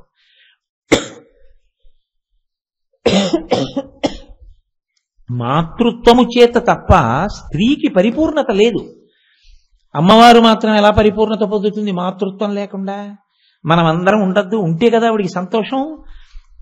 కాబట్టి ఇప్పుడు ఆవిడంది, ఓయ్ పిచ్చి మన్మధుడా, నువ్వా ఈయన్ని సృష్టికి సుముఖుణ్ణి చెయ్యగలిగిన వాడివి? నువ్వా? ఈయన మళ్ళీ నా యందు అనురక్తుడై నా వలన బిడ్డల్ని పొందడానికి ఇష్టపడి తండ్రిగా వచ్చి నా పక్కన కూర్చునేటట్టు నువ్వు చేయగలవా? నీ వల్ల కాదు. ఆవిడ ఏం చేసిందో తెలుసా అండి? ఏకకాలమునందు 2 ప్రయోజనములను సాధించింది. ఇది పెద్ద రహస్యం, ఇది చాలా జాగ్రత్తగా పట్టుకోవాలి. మన్మధుడు చెరుకు విల్లు పట్టుకుంటాడు, పుష్పబాణాలు పట్టుకుంటాడు. ఈ 2 పట్టుకున్న మన్మధుడు పుష్పబాణాలు చెరుకు విల్లుకి సంధించి పరమశివుడి మీద వేశాడు, కాలిపోయాడు. ఇప్పుడు లేడు, మన్మధుడు లేడు. ఇప్పుడు అమ్మవారంది, నువ్వు కాదురా ఆయన్ని తీసుకొచ్చి నా పక్కన కూర్చోపెట్టి లోకములు ఏర్పడేటట్టుగా నువ్వు చెయ్యలేవు, అవి నేను పుచ్చుకుంటాను, ఇలాగీయంది. తను పుచ్చుకుంది చెరుకు విల్లు, పంచబాణాలు. అందుకే మన్మధుడి చేతిలో ఏ ఆయుధాలుంటాయో అవే లలితా త్రిపుర సుందరి చేతిలో ఉంటాయి. ఆయన ధను పౌష్పం మౌర్వీ మధుకరమయీ పంచవిశిఖ వసంతు సామంతో మలయమరుదాయోధనరద తథాప్యేక సర్వం హిమగిరిసుతే కామపి కృపాం అపాంగత్తే లబ్ధ్వా జగదిదమనంగో విజయతే అంటారు శంకరాచార్యులు వారి సౌందర్యలహరిలో. ఆయన చెరుకు విల్లు పుష్పబాణాలు, అమ్మవారు చెరుకు విల్లు పుష్పబాణాలు. ఇప్పుడు ఆవిడ అలా కూర్చుంది. మన్మధుడు అవి పట్టుకుంటే లొంగని శివుడు ఆవిడివి పట్టుకుంటే లొంగి వచ్చి ఆవిడ మెడలో తాళి కట్టి పక్కన కూర్చున్నాడు. ఇది ఆవిడ చేసిన ఉపకారం. చేస్తే ఏమైంది? సృష్టి మొదలైంది. ఆ తర్వాత సృష్టి కొనసాగాలి కదా. ఎవరో మొదట పుట్టారు కొంతమంది, ఈ విశ్వం ఏర్పడింది. ఆ తర్వాత తొండకో తొండ, పిల్లికో పిల్లి, కుక్కకో కుక్క, పందికో పింది, చీమకో చీమ, పక్షికో గుడ్డు, అలా రావాలా? అప్పుడు మరి ప్రత్యుత్పత్తి కొనసాగాలంటే ఎవరుండాలి? మన్మధుడు ఉండాలి, లేకపోతే సృష్టి కొనసాగదు. కాబట్టి ఆవిడేం చేసింది? మన్మధుణ్ణి బతికించింది. బతికిస్తే మరి శంకరుడికి కోపం రాదా? అలా ఉంటేనే నీ తండ్రితనం ఉంటుందయా, కోపడతామే అంది. ఆయన కూడా నవ్వి ఊరుకున్నాడు. అంత శాంతపరిచింది. అంటే ఇప్పుడు శంకరుణ్ణి అందించగలిగినది, శంకరుడికి సర్ది చెప్పగలిగింది, శంకరానుగ్రహాన్ని ప్రసరింపచెయ్యగలిగినది తానుని నిరూపించుకుని ఈ సృష్టి కొనసాగడానికి వీలుగా మన్మధుడికి శరీరం లేకుండా ఉండేటట్టుగా అనుగ్రహించింది. శరీరం కూడా ఇచ్చేసింది అనుకోండి, అంటే నేను కాల్చేసేవాడిని, నువ్వు బతికించేసేవాడి దానివా అంటాడు కదా. అందుని భర్త మళ్ళీ ఖేదపడకూడదు, ఆవిడ పాతివ్రత్యం అది. అందుకని ఆవిడేం చేసి చూడండి ఎంత జాగ్రత్తగా తీసుకొస్తోందో చూడండి ఆవిడ సృష్టిని. ఒకసారి సృష్టి జరిగిపోయి భర్త కోపం వచ్చింది అనుకోండి, అంటే నేను కాల్చేశాను, నువ్వు పుట్టిస్తావన్నమాట, మళ్ళీ శరీరం ఇస్తావన్నమాట. ఇదా నీ పాతివ్రత్యం, ఇదా నా పట్ల నీకున్నటువంటి ప్రేమ అన్నాడు అనుకోండి శంకరుడు. ఎలా? అందుకని ఆవిడ శరీరం ఇవ్వలేదు మన్మధుడికి. నీకు శరీరం ఉండదు. శరీరం ఉంటే సంతోషం ఎవరికి? రతీదేవికి. ఆయన భార్యకి ఆయన కనపడితే సంతోషం. నీకు నాకు మన్మధుడు కనపడితే సంతోషం ఏమిటి, కనపడకపోతే సంతోషం ఏమిటి? కావలసింది ఏమిటంటే ఆయన బాణాలు పడుతుంటే చాలు సృష్టి నడుస్తూ ఉంటుంది. కనపడి వేస్తే ఎంత, కనపడకపోతే వేస్తే ఎంత, రెండింటి వల్ల ఫలితం ఒకటేగా. కాబట్టి మిగిలిన వాళ్ళకి కనపడవు, ఒక్క రతీదేవికి కనపడుతూ ఉంటాం. ఇప్పుడు రతీదేవి సంతోషించింది, పరమశివుడు సంతోషించాడు. నేను కాల్చేశాను, ఆవిడ ఇవ్వలేదుగా శరీరాన్ని, కానీ సృష్టి కొనసాగాలిగా. కాబట్టి మరి ఇవ్వాలి కదా, కాముడు లేకపోతే ఎలా సృష్టి? కాబట్టి అనుగ్రహించింది, సంతోషించాడు ఆవిడ దూరదృష్టికి. ఇప్పుడు భర్త యొక్క అనురాగాన్ని పొందింది, కాముణ్ణి బతికించింది, సృష్టి జరిగేటట్టు చేసింది. చేసి అంబికయ్యి ఈ లోకములన్నిటినీ ఆవిడ సృజించి ఈ పరంపర కొనసాగేటట్టు చేస్తోంది మాతృత్వం ఇస్తూ. కాబట్టి ఆవిడ అంబిక, ఆయన నాథ, అంబికానాథ, అందుకుని తల్లిదండ్రులు అయ్యారు. అయితే ఇక్కడ ఒక చమత్కారం వస్తుంది. మరి పోషణ, ప్రతి తల్లి కడుపులో బసవ పురాణంలో పాల్కురికి సోమనాథుడు అంటాడు, మొగ్గ ఉంటుంది. ఓ మల్లె మొగ్గ ఉందనుకోండి, ఇంత చిన్ని మల్లె మొగ్గ వస్తుంది మొదట. ఆ చిన్ని మల్లె మొగ్గని మీరు సువాసన మల్లె మొగ్గలో ఉండాలి కదా అని చెప్పి మీరు ఇలా తుంపేసి బాగా రెక్కలు విప్పేసి చిన్న మల్లె మొగ్గలో వాసన చూశారనుకోండి, పసరిక కంపు ఉంటుంది, సువాసన ఉండదు. ఆ మల్లె మొగ్గే ఇంకొక వారం రోజులు పోయిన తర్వాత సాయంకాలం తనే విచ్చుకుందనుకోండి, మీరెళ్ళి వాసన చూడక్కర్లేదు, మీరు మేడెక్కుతుంటే వాసన వస్తుంది. ఇతపూర్వం మల్లె మొగ్గలో లేని సువాసన వారం రోజుల తర్వాత విచ్చుకున్న మల్లె పువ్వులోకి వచ్చినట్టు, కన్నెపిల్లగా ఉన్నప్పుడు వెళ్ళి ఎవరైనా సరే పొద్దున నీకు పిల్లలు పుట్టినప్పుడు తెలిసి వస్తుంది లేవే అంటే, ఊరుకో నాకు పిల్లలేంటి అంటుంది. నిజంగా తన కడుపున ఇలా పిల్లాడో పిల్లో పుట్టింది అనేటప్పటికీ విచ్చుకున్న మల్లె పువ్వులో సువాసనలా, నా మాటలు కావు, పాల్కురికి సోమనాథుడి మాటలు చెప్తున్నాను నేను. విచ్చుకున్న మల్లె పువ్వులోని సువాసనలా ఆమెలో పాలు స్రవిస్తాయి. అది అమ్మవారు. ఆ తల్లి అనుగ్రహమే సృష్టి నిలబడేటట్టు, సృష్టి పెరిగేటట్టు చేస్తోంది. ఇలా చెయ్యగలిగిన సమర్థురాలు ఆవిడ. ఆవిడ పోషణ భారం కూడా అలాగే స్వీకరిస్తుంది. సమస్త ప్రపంచానికి ఆవిడే పోషిస్తుంది. ఎలా పోషిస్తుంది? ఆహారము ఏర్పడడానికి కారణం ఏమిటో తెలుసా అండి? కేవలము సూర్యుడు చంద్రుడు, వాళ్ళిద్దరి వల్లే ఆహారం వస్తుంది. పచనము అగ్నిహోత్రం వల్ల అవుతుంది. ఒకవేళ పచనం చేసే ఆహారం మీకు దొరకకపోయినా ఒక్కొక్కసారి వండుకోవడానికి అవకాశం లేదు, 0 డిగ్రీల కన్నా కూడా తగ్గిపోయింది ఉష్ణోగ్రత, మీకు పొయ్యి కూడా వెలగదు, కానీ బ్రతకవచ్చు. ఎలా బ్రతకవచ్చు? ఓ యాపిల్ పండు తినేసి బతికేయచ్చు, కాసిన్ని పాలు తాగి బతికేసేయచ్చు, ఇన్ని వేరుశనగ గింజలు తిని బతకచ్చు, 4 బాదం పప్పులు తిని బతకచ్చు. అగ్నిహోత్రంతో పచనం చేసిన పదార్థం దొరకనప్పుడు కూడా బతకచ్చు. కానీ సూర్యచంద్రులు లేకపోతే మాత్రం ఆహారం లేదు. ఎందుకో తెలుసా అండి? సమస్తమైన వృక్షములు కిరణజన్య సంయోగ క్రియతోటే ఆహారాన్ని తయారు చేస్తాయి. ఆకులు, కాయలు, పళ్ళు అన్నీ, ఇవన్నీ సూర్యుడి వల్లే వస్తాయి. సూర్యుడు తయారు చేసిన ఆహారంలోనే వ్యాధి కూడా వస్తుంది. మీరు తినకూడనిది తిన్నారనుకోండి, వ్యాధి వస్తుంది, లోపల శరీరం దాన్ని అంగీకరించకపోతే. ఇప్పుడు ఆ వ్యాధిని తగ్గించేది ఎక్కడి నుంచి వస్తుంది? చంద్రుడి యొక్క కిరణములలోంచి ఓషధులు ప్రకాశిస్తాయి. ఆ ఓషధి తింటే వ్యాధి ఉపశమిస్తుంది. కాబట్టి ఇప్పుడు సూర్యచంద్రుల వలన ఈ జగత్తంతా బతుకుతోంది. సూర్యచంద్రులిద్దరినీ అమ్మవారు తాటంకయుగళీభూత తపనోడుపమండల చివి తాటంకములుగా పెట్టుకుని ఈ లోకాన్నంతటినీ ఆవిడ పోషిస్తోంది. ఆవిడ పోషకకర్త కాదు, ఆమెని నమ్ముకున్నటువంటి పరమభక్తులైన వారికి అన్నానికి లోటు రాకుండా ఆవిడ కంటిని రెప్ప కాపాడినట్టు కాపాడుతూ ఉంటుంది.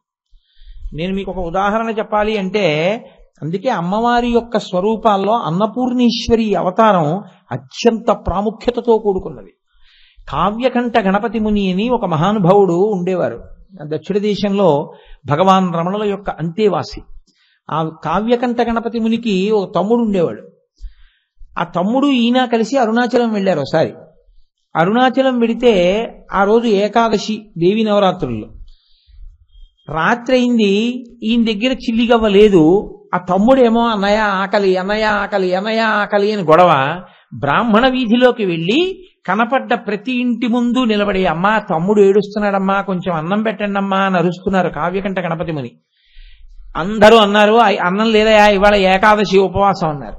ఏడు ఎంత ఏకాదశి అయితే మాత్రం పిల్లలకైనా అన్నం వండుకున్న వాళ్ళు లేరా అనుకుంటూ ఆయన ఇంకా తమ్ముడు ఏడుపు చూడలేక భగవంతుణ్ణి ప్రార్థన చేస్తూ అమ్మవారిని ఒక శ్లోకం చదివారు. చదువుతూ వెళ్ళిపోతున్నారు. ఆ అరుగు మీద పడుకున్న బ్రాహ్మణుడు గభాలను లేచి అన్నాడు, ఏమండి మీరు అన్నం కోసం తిరుగుతున్నారా అన్నాడు. అవును అన్నారు ఆయన. అయ్యా ఎంత అదృష్టం, నా భార్యకి ఒక వ్రతం ఉంది, ఏకాదశి నాడు నోము చేసి సాయంకాలం 2 బ్రాహ్మణులకి ఔపోసన వడ్డిస్తుంది. ఎవ్వరూ దొరకలేదు, యాత్రికులు కూడా దొరకలేదు. ఇవాళ ఆఖరికి మా ఆవిడికి అన్నం లేదు, నాకు అన్నం లేదు, అన్నీ వండుకుని ఇలా పడుకున్నాం, రెండని లోపలికి తీసుకెళ్ళాడు. అమ్మయ్యా అని కావ్యకంఠ గణపతి మునికి ఏకాదశి వ్రతం ఉండేది. ఆయన భోజనం చేసేవారు కాదు. 2 ఉంటే తప్ప ఆవిడికి నోము సిద్ధించదని ఆయన కూడా స్నానం చేసి మడిబట్ట కట్టుకుని భోజనానికి కూర్చున్నారు. ఆవిడ పార్వతీదేవి నడిచొచ్చినట్టుగా నడిచొచ్చి ఆనాడు కాశీపట్టణంలో వ్యాస మహర్షికి అన్నపూర్ణమ్మ అన్నం పెట్టినట్టు అన్నం పెట్టింది. చక్కగా 2 కడుపు నిండా అన్నం తినేశారు. ఆవిడ కొంత ద్రవ్యాన్ని పెట్టి తాంబూలం ఇచ్చింది.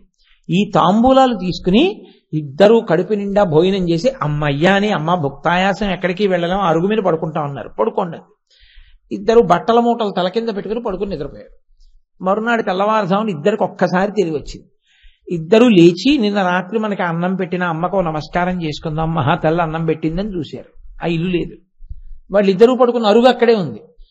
వాళ్ళకి రాత్రి ఆవిడ ఇచ్చినటువంటి తాంబూలాలు, అందులో డబ్బు ఉంది. ఇల్లు లేదు, ఇల్లుకు బదులుగా వినాయకుడి గుడి ఉంది. వాళ్ళ గుడి అరుగు మీరు పడుకున్నారు.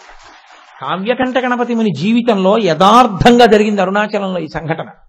అలాగే ఆయనకి వేరొక పర్యాయం తమ్ముడికి అన్నం పెట్టడానికి కూడా ఏమీ లేక ఆయన బాధపడుతున్న రోజుల్లో ఆయన ఇంకా ఎవ్వరిని అడగలేక ఆ దారిద్ర్యానికి బాధపడి తమ్ముడి ఆకలి చూడలేక ప్రతిరోజు హరస్తుతి అని ఒక శ్లోకం రాసుకుని అరుణాచలంలో అరుణాచలేశ్వరుడి దేవాలయం ముందు నిలబడి శ్లోకం చెప్పేవారు. చెప్పి కళ్ళమ్మ నీళ్లు పెట్టుకుని వెళ్ళిపోతుండేవారు. ఈ కృత్తికా నక్షత్రం కార్తీక పౌర్ణమి వస్తోంది, ఇంకొక 2 రోజుల్లో పౌర్ణమి వస్తుందనగా ఆయన ఆ హరస్తుతి పూర్తి చేశారు. హరస్తుతి శ్లోకాలన్నీ చదువుతున్నాను అని చెప్పారు. గుళ్ళో శ్రీమంతులు, బ్రాహ్మణులు, సంస్కృత పండితులు అందరూ వచ్చారు. ఆయన అన్నం పెట్టి శంకర అని ఏడుస్తూ శ్లోకాలు చదువుతున్నారు. ఆ శ్లోకాలు విని అర్థం కాని వాళ్ళు కూడా ఎందుకో ఏడిచేశారు ఆ రోజున అరుణాచలంలో. అంత ఆర్తితో చదివారు ఆయన హరస్తుతి. ఆశ్చర్యం ఏమిటో తెలుసా అండి, అరుణాచలంలో ఉన్న శ్రీమంతులందరూ కావ్యకంఠ గణపతి మునికి క్షమార్పణ చెప్పి, మీ వంటి మహానుభావుడికి అన్నం దొరక్క బాధపడ్డం మాకు చాలా బాధగా ఉంది, మేము ఎందుకు ఇన్నాళ్ళు చూడలేదో తెలియదు, మిమ్మల్ని ఉత్తరక్షణం అరుణాచల సంస్కృత పాఠశాలలో ఉపాధ్యాయుడిగా పదవిలో నియమిస్తున్నాం, మీకు ఇంత జీతం ఇస్తున్నాం, మీరు ఇక్కడే ఉండండి అన్నారు. తీరిపోయిందంటే ఆయన కష్టం. అమ్మవారు సమస్త జీవులకు అన్నం పెడుతుంది. అన్నం పెట్టడం అంటే అలా ఇలా ఉండదండి. కేరళలో ఇప్పటికీ అన్నపూర్ణి ఆలయం ఒకటి ఉంది. ఆ ఆలయం దగ్గరికి పోలీసులు వెళ్ళరు. అది విచిత్రం. ఎందుకని అంటే రాత్రి 9-9:30 వరకు వచ్చిన వాళ్ళందరికీ అన్నాలు పెట్టేసి మిగిలినటువంటి పదార్థాలు పప్పు, కూర, పచ్చడి, పులుసు, పులిహార, చక్కెర పొంగలి, లడ్లు అన్నీ పట్టుకుని గంగాళాలతో దేవాలయానికి ఇంచుమించుగా 1 మైలు దూరంలో ఉన్నటువంటి పెద్ద పెద్ద పొదల దగ్గరికి తీసుకెళ్లి ఆ పొదల్లో ఈ పదార్థాలన్నీ పెట్టి వచ్చేస్తారు అర్చకులు. గజ దొంగలు బయటికి రావడానికి భయపడేవాళ్ళు రక్షక భటులు పట్టుకుంటారేమోనని ఎక్కడో ఉండి అన్నం దొరక్క చచ్చిపోతామని భయం ఉన్న వాళ్ళు ఆ పొదల దగ్గర ఉంటారు. ఈ అన్నం అక్కడ పెట్టి వచ్చేస్తే వాళ్ళు రాత్రి అన్నం తింటారు. అక్కడ మాత్రం రక్షక భటులు కూడా పట్టుకోరు. వాళ్ళ అన్నం తినేస్తే ఆ మిగిలిన ఖాళీ గుండిగలు మరునాడు తెల్లవారుజామున తీసుకొచ్చేస్తారు. అన్నం పెట్టేటప్పుడు అన్నపూర్ణి గొప్పతనం ఏమిటంటే మామూలుగా వీడికి పెట్టచ్చా పెట్టకూడదా అని కూడా ఉండదు. అన్నం పెట్టడమే లక్ష్యంగా పెట్టేస్తుంది. అందుకే చూడండి, దొంగతనం చేసే కొడుకైనా సరే రాత్రి గోడ దూకొచ్చి అమ్మ ఆకలేస్తోందమ్మా అంటే మాత్రం అమ్మ అన్నం పెట్టకుండా ఉండదు. అదే అన్నపూర్ణి లక్షణం, అదే అంబిక. అమ్మవారి యందు ఈ లక్షణం లేకపోతే ఈ లోకము లేదు. అది అంబిక అన్న మాటకు అర్థం. అయితే మీరొక్క మాట పట్టుకోవాలి. బాగుందండి మీరు చెప్పేది, ఆవిడ ఈ సృష్టికి కారణమైంది, ఆవిడే అన్నం పెడుతోంది, ఆవిడే శంకరుణ్ణి తీసుకొచ్చి తండ్రిగా కూర్చోపెట్టింది, ఇదంతా బాగుంది. కానీ అలా కూర్చోపెట్టడం వల్ల, అన్నం పెట్టడం వల్ల మేము గతి తప్పిపోయామే, మేము ఈశ్వరుణ్ణి చేరుకోవట్లేదు. మేము మార్గాన్ని తప్పిపోయి రెండిటి చేత మేము వశులం అయిపోయాం. కామము, క్రోధము, ఇవి రెండుంటాయని మీరు అనుకోక్కర్లేదు. కోరిక తీరకపోతే కోపం, కోరిక తీరితే సంతోషం. కోరిక ప్రధానం. ఈ రెండిటిలో జీవితాలు వెళ్ళిపోతున్నాయి. దీనివల్లనే కిందకి కిందకి కిందకి కిందకి కిందకి పడిపోతున్నాడు. పాశము అని ఒక మాట. పాశం ఏం చేస్తుందంటే కట్టేస్తుంది. కట్టేదాన్ని పాశం అంటారు. యమపాశము అంటే యమధర్మరాజు కట్టేసి జీవుణ్ణి లాగేస్తాడు. ఆశాపాశము, ఆశ కట్టేస్తుంది, ఊపిరాన్నివ్వదు, కదలనివ్వదిగా.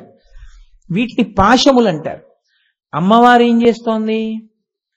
అందుకే ఆవిడ యొక్క వైభవం అంబికగా, ఇదే ఆవిడ గొప్పతనం. అందుకే అమ్మవారి ఆరాధన చేసిన వాళ్ళందరూ శివుణ్ణి చేరుతారు. ఆవిడ ఏం చేస్తుందో తెలుసా అండి? లోకంలో చూడండి, తల్లి పిల్లల్ని కొద్ది రోజులు పెంచుతుంది పాలిచ్చి, వాడు అనుకుంటాడు అమ్మ తప్ప వాడికి ఇంకా లోకం తెలియదు. ఆవిడ నాన్నగారి దగ్గరికి తీసుకెళ్ళి, మీ నాన్నగారు రాయినా అమ్మా నువ్వను, కానీ ఆయన్ని మాత్రం నాన్నగారు మీరను. నేను కూడా ఆయన్ని ఏమండి అంటాను, నువ్వు ఎంత ఆప్యాయతైనా ఏమండి అంటాను, నువ్వు కూడా నాన్నగారండి అనాలి. నీకు నాకు ఆయనే గతి అని తండ్రిని పరిచయం చేస్తుంది. అలా ఆవిడ కూడా శంకరుల్లోకి కలిపేస్తుంది. కలపడానికి ఆవిడ చేసే చమత్కారం ఏమిటో తెలుసా అండి? ఆవిడ పట్టుకున్న ఆయుధాలతోటే భక్తి లేని వాణ్ణి మాయలో తిప్పుతుంది. ఆవిడ పట్టుకున్న ఆయుధాలతోటే భక్తి కలిగిన వాణ్ణి శివుల్లో కలుపుతుంది. ఆవిడ పట్టుకున్న ఆయుధాలతోటే మన్మధుడు మళ్ళీ ఆయుధాలు ప్రయోగించకుండా రక్షిస్తుంది. ఆవిడ పట్టుకున్న ఆయుధాలతోటే పరమశివుణ్ణి తండ్రిగా తీసుకొచ్చి పక్కన కూర్చోబెడుతుంది. 4 ప్రయోజనములు సాధిస్తుంది. ఇది ఆవిడ గొప్పతనం. అందుకని ఆవిడ అంబిక. నీ కలిపి మీరు అమ్మగా చూస్తే వందే మాతరం, వందే మాతరం, సుజలాం సుఫలాం మలయజ శీతలాం సస్య శ్యామలాం. ఒక శంకర భగవత్పాదులు ఎలా చూశారో బకించంద్ర చటర్జీ అలా చూశాడు. భారతదేశాన్ని మట్టిగా చూడలేదు. వందే మాతరం, అమ్మా నమస్కారం, అమ్మా నమస్కారం. భరత మాతగా చూసి ప్రస్తుతి చేశాడు ఆయన. ఇది ఋషి హృదయం. అలా శంకర భగవత్పాదులు సౌందర్యలహరిలో చెప్తున్నారు, అమ్మగా మీరు చూడాలంటే అంటే. అందుకే ఆవిడ అక్కడ విడుదల కూడా చేస్తుంది. కాంచి, కాంచి అంటే మొల నూలు. వడ్డాణం ఎక్కడ పెట్టుకుంటారు? ఇక్కడ పెట్టుకుంటారు. వడ్డాణానికి కింద భాగంలో నాభి ఉంటుంది, బొడ్డు ఉంటుంది. నాభికి కొంచెం పైన వడ్డాణం ఉంటుంది. దానికి గంటలు లేకపోతే మేఖల అంటారు. ఎందుకంటే పురుషుడు కూడా పెట్టుకుంటాడు. ఇప్పుడంటే పెట్టుకోవట్లేదు, కానీ ఈశ్వరుడు మహారాజులు వడ్డాణం పెట్టుకుంటారు. దాన్ని మేఖల అంటారు. చిరుగంటలుంటే ఆడవాళ్ళు పెట్టుకుంటారు. దాన్ని కాంచీదామా అన్నారు శంకరాచార్యుల వారు. చిన్ని చిన్ని చిరుగంటలతో ఉంటుంది. నడుస్తుంటే కాలి మంజీరముల యొక్క ధ్వని, ఆవిడ పెట్టుకున్న వడ్డాణములకు ఉన్నటువంటి చిరుగంటల ధ్వని, ఆవిడ చేతులకు వేసుకున్నటువంటి గాజుల ధ్వని కలిసి ఒక కొత్త సవ్వడొస్తూ ఉంటుందిట. ఆ ధ్వని హంసలకి పాఠం నేర్పుతున్నట్టుగా ఉంటుందిట. ఆవిడ నడకలు చూసి హంసలు తడబడి కిందబడి లేస్తూ నడక నేర్చుకుంటాయిట. శంకరాచార్యులు వారు సౌందర్యలహరిలో చెప్తారు. కాబట్టి అటువంటి తల్లి కొణత్కాంచీదామాకరికలభ కుంభస్తననత పరిక్షీణా మధ్యే. ఆవిడ నడుము ఎంత ఉంది? ఇంత జగత్తుని కన్నా సన్నటి నడుము. ఎందుకని? సాముద్రికం ప్రకారం చాలా లావుగా ఉన్నటువంటి స్త్రీ సుఖమైనటువంటి ప్రసవాన్ని చేసి ఎక్కువ మంది బిడ్డల్ని కనలేదు. సన్నటి నడుమున్న స్త్రీ ఎక్కువ మంది బిడ్డలకి జన్మనివ్వగలదు. అది కూడా ఏ ఇబ్బంది లేకుండా ఆవిడికి ప్రసవం అవుతుంది. సన్నటి నడుమున్న వ్యక్తి జగన్మాతృత్వమునకు అర్హత కలిగినది అని గుర్తు. కాబట్టి పరీక్షీణా మధ్యే సన్నటి నడుమున్నదానా లక్షరోమలతాధారతా సమున్నేయ మధ్యమ అంటారు శంకరాచార్యుల వారు లలితా సహస్రనామ స్తోత్రంలో వ్యాసుల వారు. నాకు ఎప్పుడా శంకరులు వచ్చేస్తాం వ్యాసుల వారు. కాబట్టి పణత్కాంచీదామాకరికలభ కుంభస్తననత దామ అంటే దామోదర అన్నట్టే నడు, దాని మీద పెట్టుకున్నటువంటి వడ్డాణమున్నదానా కాంచీ జ్ఞాపకం చేశారు. కాంచీపురంలో ఉంది సుమా గుర్తు చేయడానికి ఆ 2 అక్షరాలు అక్కడ వేశారు. పణత్కాంచీదామాకరికలభ కుంభస్తననత పరీక్షీణా మధ్యే పరిణత శరచంద్రవదన. ఆవిడ చాలా కోపంగా కూర్చుందనుకోండి, ఇలా కళ్ళు తెరిచి మీరు వెళ్ళలేరు. ఆవిడ పరిణత శరచంద్రవదన. రేపు వస్తోందిగా కార్తీక పౌర్ణమి, ఆశ్వీజ మాసం అంతా మన వానలు పడ్డాయి, కనపడలేదు అమ్మవారు ఆ చంద్రబింబం సరిగ్గా. అసలు ఆశ్వీజ మాసంలో వచ్చేటటువంటి చంద్రబింబం, ఆశ్వీజం కార్తీకం శరత్కాలం, శరత్కాలంలో వచ్చేటటువంటి ఆ చంద్రబింబం పౌర్ణమి నాటి ఉండేటటువంటి చంద్రబింబాన్ని పరిణత చంద్రుడు అంటారు. ఎక్కువ చల్లతనంతో ఎక్కువ పెద్దదై తెల్లని కాంతితో ప్రకాశిస్తుంది. హిమకరహ అంటారు శంకరాచార్యుల వారు. నాకు పరమ ప్రీతి, నా కొడుకు నా మాట విని పెట్టుకుంటే నా మనవడికి హిమకర శర్మ అని పేరు పెట్టాలని కోరిక నాకు. కాబట్టి అంటే పాపం మాట వినని వాడిని కాదు సుమండి, నాన్నగారు రుద్దారన్న భావన ఎందుకు, వాడు నా భావన గ్రహించి పెట్టుకోవాలి కానీ నేను పిలిచి ఇలా పెట్టుకో అని చెప్పడానికి అర్హుణ్ణే. వాడు నన్ను అడిగితే చెప్తాను, అంతేగాని పిలిచి బలవంతంగా నేను రుద్దను ఎవరి మీద. కాబట్టి పణత్కాంచీదామా కరికలభ కుంభస్తననత పరీక్షీణా మధ్యే పరిణత శరచంద్రవదన. అమ్మా, శరత్కాలంలో ఉండేటటి పౌర్ణమి నాటి చంద్రబింబం ఎలా ఉంటుందో అంత ప్రకాశవంతమైనటువంటి ముఖమున్నదానా పరిణత శరచంద్రవదన. ధనుర్బాణం పాశం శృణిమపి దధానా కరతలై. అమ్మా, నీవు 4 చేతులతో ఉన్నావు. కాంచీలో ఉంటుంది అమ్మవారు అలా. అందుకే కంచి కామాక్షి లలితా త్రిపుర సుందరి ఒక్కరే. అందుకే గాయత్రి మంటపంలో పక్క స్తంభంలో కన్నం ఉంటుంది, ఆ కన్నంలో వేలు పెడితే మెత్తగా తగులుతుంది అమ్మవారి బొడ్డు. ఇప్పటికీ ఉంటుంది గాయత్రి మంటపంలో ఓ స్తంభానికి కన్నం ఉండి అందులో వేలు, పెద్దలైన వారు ఎవరైనా పెడితే అక్కడ వాళ్ళకి అనుగ్రహం కలిగితే పర్వాలేదు అర్హులే అనుకుంటే వేలు పెట్టమంటారు, పెడితే తగులుతుంది మెత్తగా. కాబట్టి అది అమ్మవారి నాభీస్థానం. అక్కడి నుంచి ఈ జగత్ సృష్టి అంతా జరిగింది. అందుకే మోక్షపురి అయోధ్య మధురామాయ కాశీ కాంచీ అవంతిక పురి ద్వారవతీ చైవ సప్తైతే మోక్షదాయక. ఆ కాంచీ పట్టణానికి ఉత్తరాయణంలో వెళ్ళి దర్శనం చేసుకోవడం అంటే భాగ్యం కదండి. కాబట్టి పణత్కాంచీదామ అటువంటి తల్లి, నీవు ఆ నాభీస్థానమును కలిగిన దానవై 4 చేతులలో 4 ఆయుధాలు పట్టుకున్నావు. మీరు బాగా గుర్తుపెట్టుకోండి, ఆయుధము అన్న మాటకు అర్థం ఏంటో తెలుసా అండి? మీరు యుద్ధానికి వెళ్ళేటప్పుడు పట్టుకునేది అని. ఆయుధాలు ఎప్పుడు పడితే అప్పుడు పట్టుకోరు, యుద్ధానికే పట్టుకుంటారు. మీకు ఏవి అవసరమో దాన్ని మీరు పట్టుకోండి ఇక బాగా అని గుర్తు. మీ యుద్ధం దేంతో? మిమ్మల్ని మీరు ఈశ్వరుణ్ణి చేరకుండా మీకు అడ్డుపడుతున్న శత్రువులు ఎవరో మీకే తెలియాలి. మీరు దేనికి బలహీనతతో ఉన్నారో తెలిస్తే దానికి తగిన ఆయుధాన్ని అమ్మవారి చేతిలో దాన్ని పట్టుకోవాలి. బాగా పట్టుకుంటే అది తొలగిపోతుంది. అది అసలు రహస్యం. కాబట్టి ఇప్పుడు ఆవిడ 4 చేతుల్లో ఏం పట్టుకుంది? ధనుర్బాణం పాశం శృణిమపి దదానా కరతలై. చేతి చివర్లలో ఒక చేతిలో చెరుకు విల్లు, మన్మధుడు చెయ్యలేకపోయిన పని చేయడానికి ఆ చెరుకు విల్లుతో తీసుకుంది. శివకామ సుందరి అయింది. పుష్పబాణాలు ఇవి కింది 2 చేతుల్లో ఉంటాయి. పై 2 చేతుల్లో శృణిమపి దదానా కరతలై. పైన అమ్మవారు పట్టుకున్నది పాశము ఒక చేత్తో పట్టుకుంది, అంకుశము ఒక చేత్తో పట్టుకుంది. ఎందుకు అలా పట్టుకోవడం? చాలా జాగ్రత్తగా మీరు పట్టుకోవాల్సిందంటే ఆవిడేదో సరదాగా ఉన్నాయి 4 పట్టుకోలేదు. అలా పట్టుకోవడంలో కారణం ఏమిటంటే మనని పాశములు పట్టి ఉన్నాయి. ఏమిటి ఆ పాశములు? ఆశాపాశములు. ప్రతి క్షణం కోరికే, ఏదో ఒక కోరిక. అసలు ఆ కోరిక లేకుండా ఉత్తమమైన కోరిక అయితే పర్వాలేదండి. ఉత్తరాయణంలో కంచెడదాం అన్నాను అనుకోండి, మంచిదే. అది కోరిక ఉన్నట్ట అంటే అసలు లేనట్టే లెక్కకొస్తుంది మంచి కోరిక అయితే. శివాష్టోత్తరం చెప్పుకుందాం, శివాష్టోత్తరం విందాం, ఈశ్వరానుగ్రహంగా కలిగిందని గుర్తు. అందుకే అది కోరిక అంటే కోరికల నుంచి విడిపించే కోరిక అది. కాబట్టి ఎప్పుడూ మనిషిని పట్టి బంధించేసి మనిషిని ఊర్ధ్వముఖ చలనం చెయ్యకుండా భగవంతుడి వైపుకి నడవకుండా కట్టి నిలబెట్టేసి ప్రస్థానాన్ని ఆప్ చేసేసేది ఏదో తెలుసా అండి? ఆశాపాశమే. మీరు చూడండి, ఒక ఆయన అలా వెళుతున్నాడు అనుకోండి, నేను ఇప్పుడు గభాలను వెళ్ళి ఆయన నడువుకో తాడేసి ఓ స్తంభానికి ముడేసి కట్టేశాను. ఇప్పుడు ఆయన ఏం చేయాలి? వెళ్ళాలంటే మళ్ళీని నడుముకున్న ముడెన్నా విప్పుకోవాలి, స్తంభానికి ఉన్న ముడెన్నా విప్పుకోవాలి. రెండు ముళ్ళు విప్పుకోక్కర్లేదు, ఏదో ఓ ముడి విప్పుకుంటే ఆయన వెళ్ళిపోవచ్చు. ఈ పాశాన్ని వదిలేయడం మాత్రం ఉండదు, అది చుట్టుకుంటూ మళ్ళీ వెళ్ళాలి ఎక్కడికన్నా వెళితే కదండి. లేదు తనదే విప్పుకుంటే గొడవ లేదు, ఏ పాశం లేదు. ఆశాపాశం అనేటటువంటిది మీరు కొంచెం మీకు మీరు పరిశీలనం చేసుకోండి. కోరిక లేకుండా ఉండడం అన్నది అసలు సాధ్యం అవుతుందా?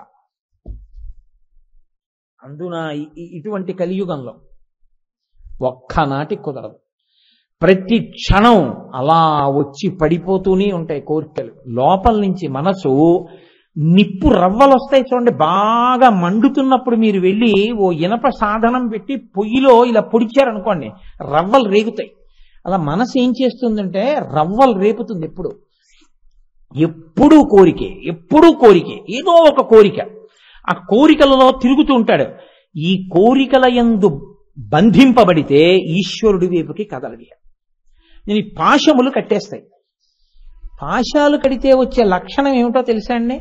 ఆ కోరిక తీరిందా సంతోషిస్తాడు, కోరిక తీరలేదా కోపడతాడు. దానికి కారణం వెతుకుతాడు. ఎవరి వల్ల తీరలేదు అంటాడు, ఎవరి మీదో చూపించాలి ఆ కారణం. ఆయన మీద తిరగబడతాడు.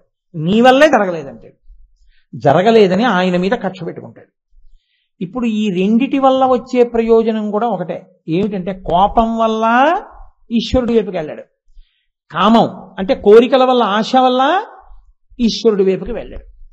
అమ్మవారి పాదాలు పట్టుకుంటే ఆవిడేం చేస్తుందో తెలుసా అండి? మీరు కోరికలు విప్పుకోక్కర్లేదు, మీరు మీ కోపాన్ని చల్లార్చుకోక్కర్లేదు. మీరు అమ్మవారి పాదాలోటి గట్టిగా పట్టుకున్నారనుకోండి, ఆవిడేం చేస్తుందంటే అమ్మా నువ్వే రక్షించమ్మా, నువ్వే రక్షించమ్మా, నువ్వే రక్షించమ్మా అని కామాక్షి కామాక్షి కామాక్షి అంటూనే ఉన్నారనుకోండి, ఆవిడేం చేస్తుందంటే కట్టు మీద కట్టేస్తుంది. ఆవిడేం చేస్తుందంటే ఈ తాడు తీసి విసురుతుంది. ఇలాగా విసిరి ఉచ్చంటారు, జంతువులకి ఉచ్చేసి లాగుతారు, అలా ఉచ్చేసి లాగుతుంది. ఇప్పుడు మీరు బాగా గుర్తుపెట్టుకోండి, ఎవరు ఉచ్చేసి లాగారో అటువైపు కడతారా ఇంకోవైపు కడతారా? ఎవరు ఉచ్చేసి లాగారో వాళ్ళ వైపుకే పెడతారు కదండి. ఇప్పుడు ఆవిడ వైపు లాగితే ఏమవుతుందంటే ఆవిడ పాదాల వైపుకి ఏడవబడతారు మీరు, ఆవిడ పాదాల దగ్గరికి లాగుతుంది. ఇందులో చమత్కారం ఏంటో తెలుసా అండి? మరి అంతకు ముందున్న కట్లు ఏమయ్యాయండి అని మీరు అడగచ్చు. కట్టు మీద కట్టు వేసి కట్టు జారి చేస్తుంది ఆవిడ. దీనిలో గమ్మత్తు ఉంటుంది సుమండి. మీరు ఎప్పుడైనా చూశారో లేదో, పల్లెటూళ్ళల్లో ఒక లక్షణం ఉంటుంది. ఆడవాళ్ళు మగవాళ్ళు గడ్డి కోసేసుకుని గడ్డి తల మీద పెట్టుకుని వెళ్ళిపోతూ ఉంటారు. ఆడవాళ్ళు ఏం చేస్తారంటే పొయ్యిలు ఇళ్లలో దాంట్లోకి ఎండు చిటుకులు కావాలి. వాళ్ళు ఏం చేస్తారంటే ఆ కనపడ్డ పుల్లలన్నీ ఏరి సమానంగా విరిచేసుకుంటారు. ఆ పుల్ల ముక్కలన్నీ విరుచుకుని అవి జారి పడిపోతాయేమోనని రెండు వైపులా కూడా కట్టు కడతారు. గట్టిగా కట్టు కట్టి దాన్ని తల మీద చుట్ట కుదురు పెట్టుకుని, చుట్ట కుదురు మీద ఈ పుల్లల మూట పెట్టుకుని ఒక మేకనో గొర్రెనో దేన్నో చేత్తో పట్టుకుని వాళ్ళ ఇంటికి వెళ్ళిపోతారు. ఆ వెనక భర్త గడ్డి మోపు ఆవు అవన్నీ పట్టుకుని ఆయన వస్తాడు. ఈవిడ ఇంటికి వెళ్ళి ఏం చేస్తుందంటే కింద పడేస్తుంది ఆ మోపు. రేపొద్దున పుల్లలు తీసి పొయ్యిలో పెట్టాలంటే మోపంతా పెట్టదుగా, ఒక్కొక్క పుల్ల కావాలి. అందుకని ఈ తాడు ముడి విప్పి లాగుదామంటే ఆ పుల్లలకి ఇలా ముచ్చుకెల్లా ఉంటాయి, అవి అడ్డుకుంటాయి, రావు. అప్పుడు ఏం చేస్తారో తెలుసా అండి పల్లెటూరు వాళ్ళు? ఈ చుట్ట కుదురు తల మీద తీసి దులుపుతారు. దులిపి దీన్ని తువ్వాల్ని ఆ మూటకి, ఆ పుల్లల మూట కింద నుంచి పెట్టి ముడేరీసారి వేయకుండా దాన్ని బాగా బిగిస్తారు. బిగించి పట్టుకుని పిల్లల్ని పిలిచి ఒరే ఆ తాళ్ళలాగే అంటారు. దీంతో గట్టిగా పట్టుకుంటే ఈ వేసిన కట్టు వదిలిపోతుంది. వాడు ఏం చేస్తారంటే ఇక ముడి విట్టలేదుగా ఇలా వెనక్కి లాగేస్తాడు, అది ఊడిపోతుంది. మళ్ళీ ఆ తువ్వాలు ఇటు జరిపి మళ్ళీ దాన్ని గట్టిగా ఇటు పట్టుకుని ఇది కూడా లాగే అంటారు, ఇది లాగేస్తారు. ఇప్పుడు ఈ తువ్వాలు తీసేస్తారు, పుల్లలు ఏమయ్యాయి? పడిపోయాయి. అది కట్టు మీద కట్టేయడం అంటే. ఇన్ని కట్లు జార్చేస్తుంది ఆవిడ తన కట్టేసి. అంటే ఇప్పుడు పూర్వంలా తిరగడాన్ని ఇంక సంసారంలో అని మీరు అనుకోకండి, చక్కగా ఉంటాడు. కానీ ఎలా ఉంటాడో తెలుసా? అన్నీ అమ్మవారి అనుగ్రహం అంటుంటాడు. ప్రతిదీ ఆయనకి ఏమిటా అంటే అమ్మవారి అనుగ్రహం. పరమాచార్య స్వామి వారికి జ్వరం వచ్చింది సార్, 103 జ్వరం. ఆయన అన్నారు, బా ఎంత కాలానికి అనుగ్రహం, పంచాగ్నిహోత్ర తపస్సు చేయాలని కోరుకుంది నాకు. నాలుగు పక్కల అగ్నిహోత్రంలో వేడిగా ఒంటి నిండా ఇప్పుడు సూర్యుడిని చూస్తూ కాసేపు నేను జపం చేస్తానని వెళ్ళి కూర్చొని జపం చేశారు. అలా ఉంటుంది. జ్వరం కూడా అనుగ్రహమైన వాడిని మీరేం చేస్తారు? ఇంకా ఆ స్థితికి వెళ్ళిపోతారు. అన్నీ పరదేవతానుగ్రహం, అన్నీ పరదేవతానుగ్రహం, అన్నీ పరదేవతానుగ్రహం. వాళ్ళకి ఇంకేం ఉండదు. అన్ని కట్లు జారిపోతాయి. ఇప్పుడు అమ్మవారే అన్ని చూసుకుంటుంది. ఇప్పుడు ఆవిడేం చేస్తుందో తెలుసా అండి? ఆ భక్తి పాశం వేసి తన పాదముల దగ్గరికి లాగి ధనుర్బాణం పాశం శృణిమపి దధానా కరతలై. అంకుశం ఏనుగు యొక్క కుంభస్థలాన్ని పొడుస్తారు. మీరు అందుకే చూడండి, చాలా జాగ్రత్తగా పట్టుకోవాల్సిన ఈ మాట. మీరు అమ్మవారు పట్టుకునేవి రెండు ఏమిటి పై చేతుల్లో? అంకుశము, పాశము. ఈ రెండు ప్రధానంగా ఎవరిని కట్టడానికి వాడతారో తెలుసా అండి? అంకుశం వైపు నుంచి రండి, ఏనుగుని కడతారు.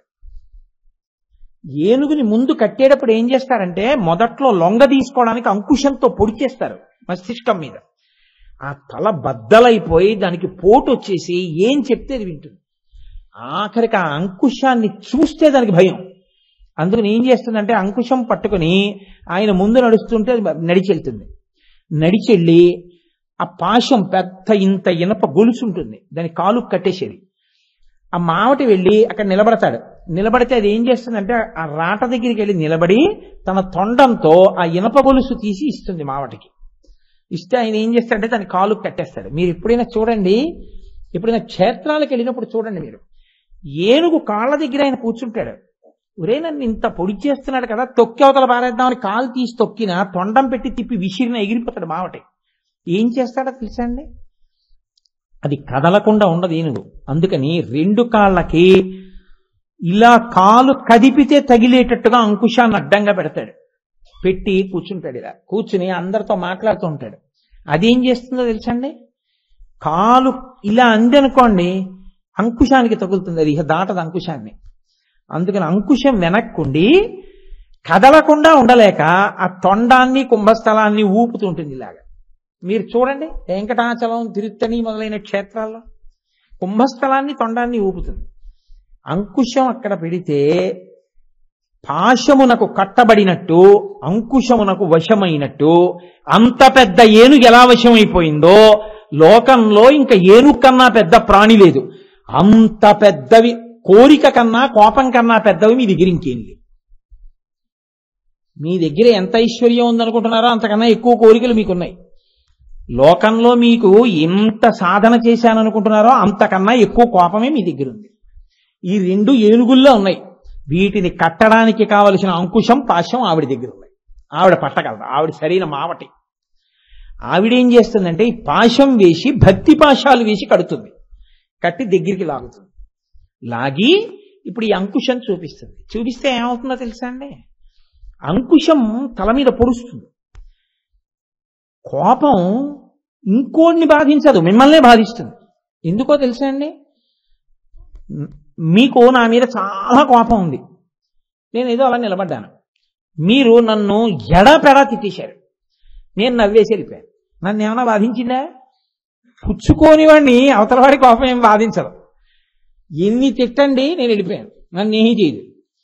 కానీ మిమ్మల్ని ఏం చేస్తుందో తెలుసా? తిట్టి తిట్టి తిట్టి తిట్టి మీకు తలపోటు వచ్చి ఇంటికి వెళ్ళి ఆ కోపంలో ఊగిపోయి వణికిపోయి అన్నం తినకుండా ఇన్ని తిట్టినా వాడొక్క మాట లేదు, మాట్లాడడం, నవ్వుకుంటూ వెళ్ళిపోయారేంటి అని మీరు బాధపడిపోవడంలో మీ బీపీ ఎక్కువైపోయి మీరు 1035 వేసుకుని మీకు తలపోటు వచ్చేస్తుంది. కోపం మీ మస్తిష్కాన్ని పొడి చేస్తుంది. అందుకే that which pierces is called the anger. పొడుస్తుంది, పాడు చేసేస్తుంది, సాధన చేయనివ్వదు. ఇప్పుడు అమ్మవారి అంకుశం చూస్తే ఏమవుతుందో తెలుసా అండి? ఏమిటి నాకు ఈ కోపం అని మీ కోపం మీద కోపం వస్తుంది. అంటే మీరు సక్రమ మార్గంలోకి తిరిగిపోతారు. మీ కోపాన్ని విడిచిపెట్టడం ప్రారంభం అవుతుంది. పాము తన ఒంటిలోనే పుట్టినటువంటి కుబుసాన్ని తాను వదిలేసినట్టు యథోరగస్తతం జీర్ణాం సవై పురుషముచ్యతే అంటారు రామాయణంలో వాల్మీకి మహర్షి. పాము కుబుసాన్ని వదిలేసినట్టు తన కోపాన్ని తాను వదిలేస్తాడు. ఎప్పుడు కావాలనుకుంటే తెచ్చుకోగలడు, ఇంతకన్నా అనవసరం, కోపం పెట్టుకోకూడదంటే కోపాన్ని వదిలేస్తాడు అంతే. ఆ స్థితి వస్తుంది, వశపడకుండా నిలబడగలిగిన స్థితి వస్తుంది. కోపం మీ చెప్పు చేతల్లోకి వస్తుంది. ఇది ఎప్పుడు వస్తుందంటే అమ్మవారి అనుగ్రహంతో. ఇప్పుడు తర్వాత మిగిలిపోయినవి ఏమిటి? చెరుకు విల్లు, పంచబాణాలు. చాలా జాగ్రత్తగా మీరు పట్టుకోవాల్సిందండి ఒక విషయం. కుంకుడు పువ్వు కుంకుడుకాయ అయిపోతే చేదు, మామిడి పువ్వు మామిడికాయ అయిపోతే వగరం, నిమ్మ పువ్వు నిమ్మకాయ అయిపోతే పులుపు. నిమ్మకాయకి ముందు నిమ్మ పువ్వులో, మామిడికాయకి ముందు మామిడి పువ్వులో, కుంకుడుకాయకి ముందు కుంకుడు పువ్వులో మాత్రం తీయటి తేనె. పువ్వుగా ఉన్నప్పుడు మాత్రం అన్నిటిలో మకరందం. పువ్వు పిండి అయితే రుచులు మారిపోతాయి. పువ్వులన్నిటిలో తేనుంది. శబ్దస్పర్శన స్వరూపగంధములు ఇంద్రియములన్నిటిలో తేనుంది. శబ్ద వినడం పిచ్చి, అందుకని వెళ్ళిపోతూ ఏవో పెట్టుకు వింటుంటాడు. అదేదో మంచి మాటలు అయితే పర్వాలేదు, ఏదో పిచ్చి సంగీతం, అర్థం బద్ధం లేని సంగీతం, అక్కర్లేని విషయాలన్నీ వింటుంటాడు. పక్షుల కలకూజితాలు విని సంతోషపడిపోడు, అవన్నీ పెట్టుకుని పొంగిపోతుంటాడు. ఏవో అక్కర్లేని మాటలన్నీ వింటుంటాడు. ఆ మాటలు అవతల వాడిని రెచ్చగొట్టను విన్నను అదే పని. కాబట్టి అది తేనె, పాడవుతాడు. 2 చూపు, ఎప్పుడు ఏదో చూడాలని ఉంటుంది, అవి చూస్తూ ఉంటాడు, సంతోషిస్తూ ఉంటాడు. స్పర్శ, దేన్నో ముట్టుకోవాలని ఉంటుంది, అది ముట్టుకుంటూ ఉంటాడు, సంతోషిస్తూ ఉంటాడు. నాలుక, ఏవో తినాలని ఉంటుంది, అవే మార్చి మార్చి తింటూ ఉంటాడు, సంతోషిస్తూ ఉంటాడు. శబ్ద, అవే మాట్లాడుతూ ఉంటాడు, సంతోషిస్తూ ఉంటాడు. రామరామ అని మాత్రం అండవు, శివ అని మాత్రం అండవు. ఇన్నేళ్లు బతికావు కదా, నోరిచ్చారు కదా, ఎన్ని మాటలు భగవన్నామని చెప్పావు, ప్రాణం పోయినా చెప్పడం.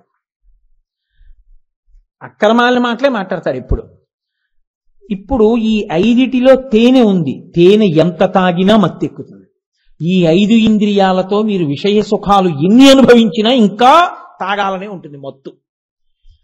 అందుకని ఈ 5 బాణాలు పట్టుకొని మన్మధుడు పాడు చేస్తాడు. మన్మధుడు ఈ 5 వేస్తూ ఉంటాడు. అందుకే ఆయన దగ్గర 5 పువ్వులే. పంచవిశిఖ, ఈ 5 ఇంద్రియాల మీద వేస్తూ ఉంటాడు.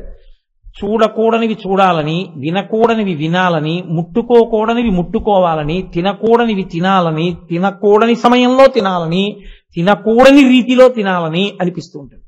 ఇది పాడు చేసేస్తుంది, ఆత్మోన్నతిని పాడు చేస్తుంది. ఇప్పుడు అమ్మవారంది నేను పుచ్చుకుంటానని తను పుచ్చుకుంది. పుచ్చుకుంటే శివుడు తండ్రిగా వచ్చి కూర్చున్నాడు. 1. 2, ఇప్పుడు ఈ 5 ఇంద్రియాలు ఏమవుతాయో తెలుసా అండి మీకు? అమ్మవారి చేతిలో 5 పట్టుకొని పాల్చం వేసి దగ్గరికి లాగితే చూస్తాడు. ఎలా చూస్తాడంటే కామాక్షిగా చూస్తాడు అందరినీ, ఏకాంబరేశ్వరుడిగా చూస్తాడు అందరినీ. అంతటా ఈశ్వరుణ్ణి చూస్తుంటాడు, వింటూ ఉంటాడు.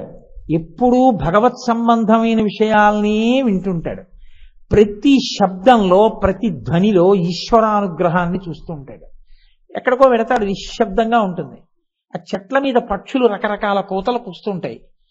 ఇన్ని రకాల పక్షులు, ఇన్ని రకాల ధ్వనులు, ఇవన్నీ ఈశ్వరుడు ఎలా సృజించాడో అసలు. ఒక్క పంచదార పాకం దగ్గర పెట్టుకుని రకరకాల స్వీట్లు తయారు చేసినట్టు ఈ పంచభూతాలని దగ్గర పెట్టుకుని ఇన్ని ఉపాధుల్ని ఎలా సృష్టించాడు రా అని ఎప్పుడూ ఈశ్వరుణ్ణి చూస్తుంటాడు. కర్తవంక చూస్తుంటాడు. కంటి ముందున్న వివిధములకు ఎవడు తయారు చేశాడో వాణ్ణి శ్లాఘిస్తూ ఉంటాడు. ఇది అలవాటవుతుంది. అలవాటైతే చెవి, ఆ నోరు ఈశ్వరుణ్ణి స్తోత్రం చేస్తుంటుంది. ఎప్పుడు ఈశ్వర సంబంధమైనవి వినాలని ఇష్టపడతాడు. ఈశ్వర సంబంధము కాని మాటల పట్ల ఆగ్రహం చెందుతుంటాడు. ఈశ్వర సంబంధమునందు లుప్తమై అసహ్యంగా భక్తి పాడయ్యే రీతిగా ఏదైనా జరిగితే తాను అంగీకరించలేడు. అది కోపానికి కారణం అవుతుంటుంది. ఎందుకంటే ఆయన అనుష్ఠానం దెబ్బతింటోంది, ఆయన ఉపాసన పోతోంది. అది కోపానికి కారణం. అలా కనబడలేదు, ఆయనకి కోపం వస్తుంది. కాబట్టి ఇప్పుడు పూర్వం ఏది పడితే తినేవాడు, ఇప్పుడు ఏది పడితే తినడు, ఎలా పడితే అలా తినడు. ఎలా తినాలని వేదం చెప్పిందో అలా తినడాన్ని అంగీకరిస్తాడు. ఏవి తినాలని చెప్పిందో అవి తినడాన్ని అంగీకరిస్తాడు. ఏది తిన్నా ఈశ్వర ప్రసాదంగా తినడానికి అంగీకరిస్తాడు. కాబట్టి తనంత తాను తినడానికి ఇష్టపడ్డాడు.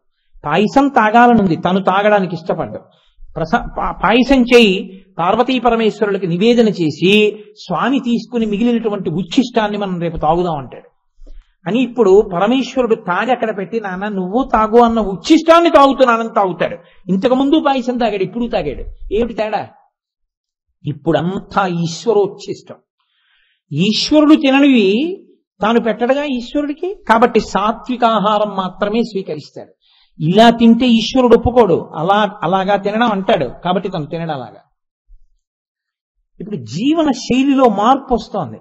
అప్పుడు తిన్నాడు, ఇప్పుడు తిన్నాడు, మార్పు వచ్చింది. అప్పుడు మాట్లాడాడు, ఇప్పుడు మాట్లాడాడు, మార్పు వచ్చింది. అప్పుడు విన్నాడు, ఇప్పుడు విన్నాడు, మార్పు వచ్చింది. ఇది లోపల వస్తుంది.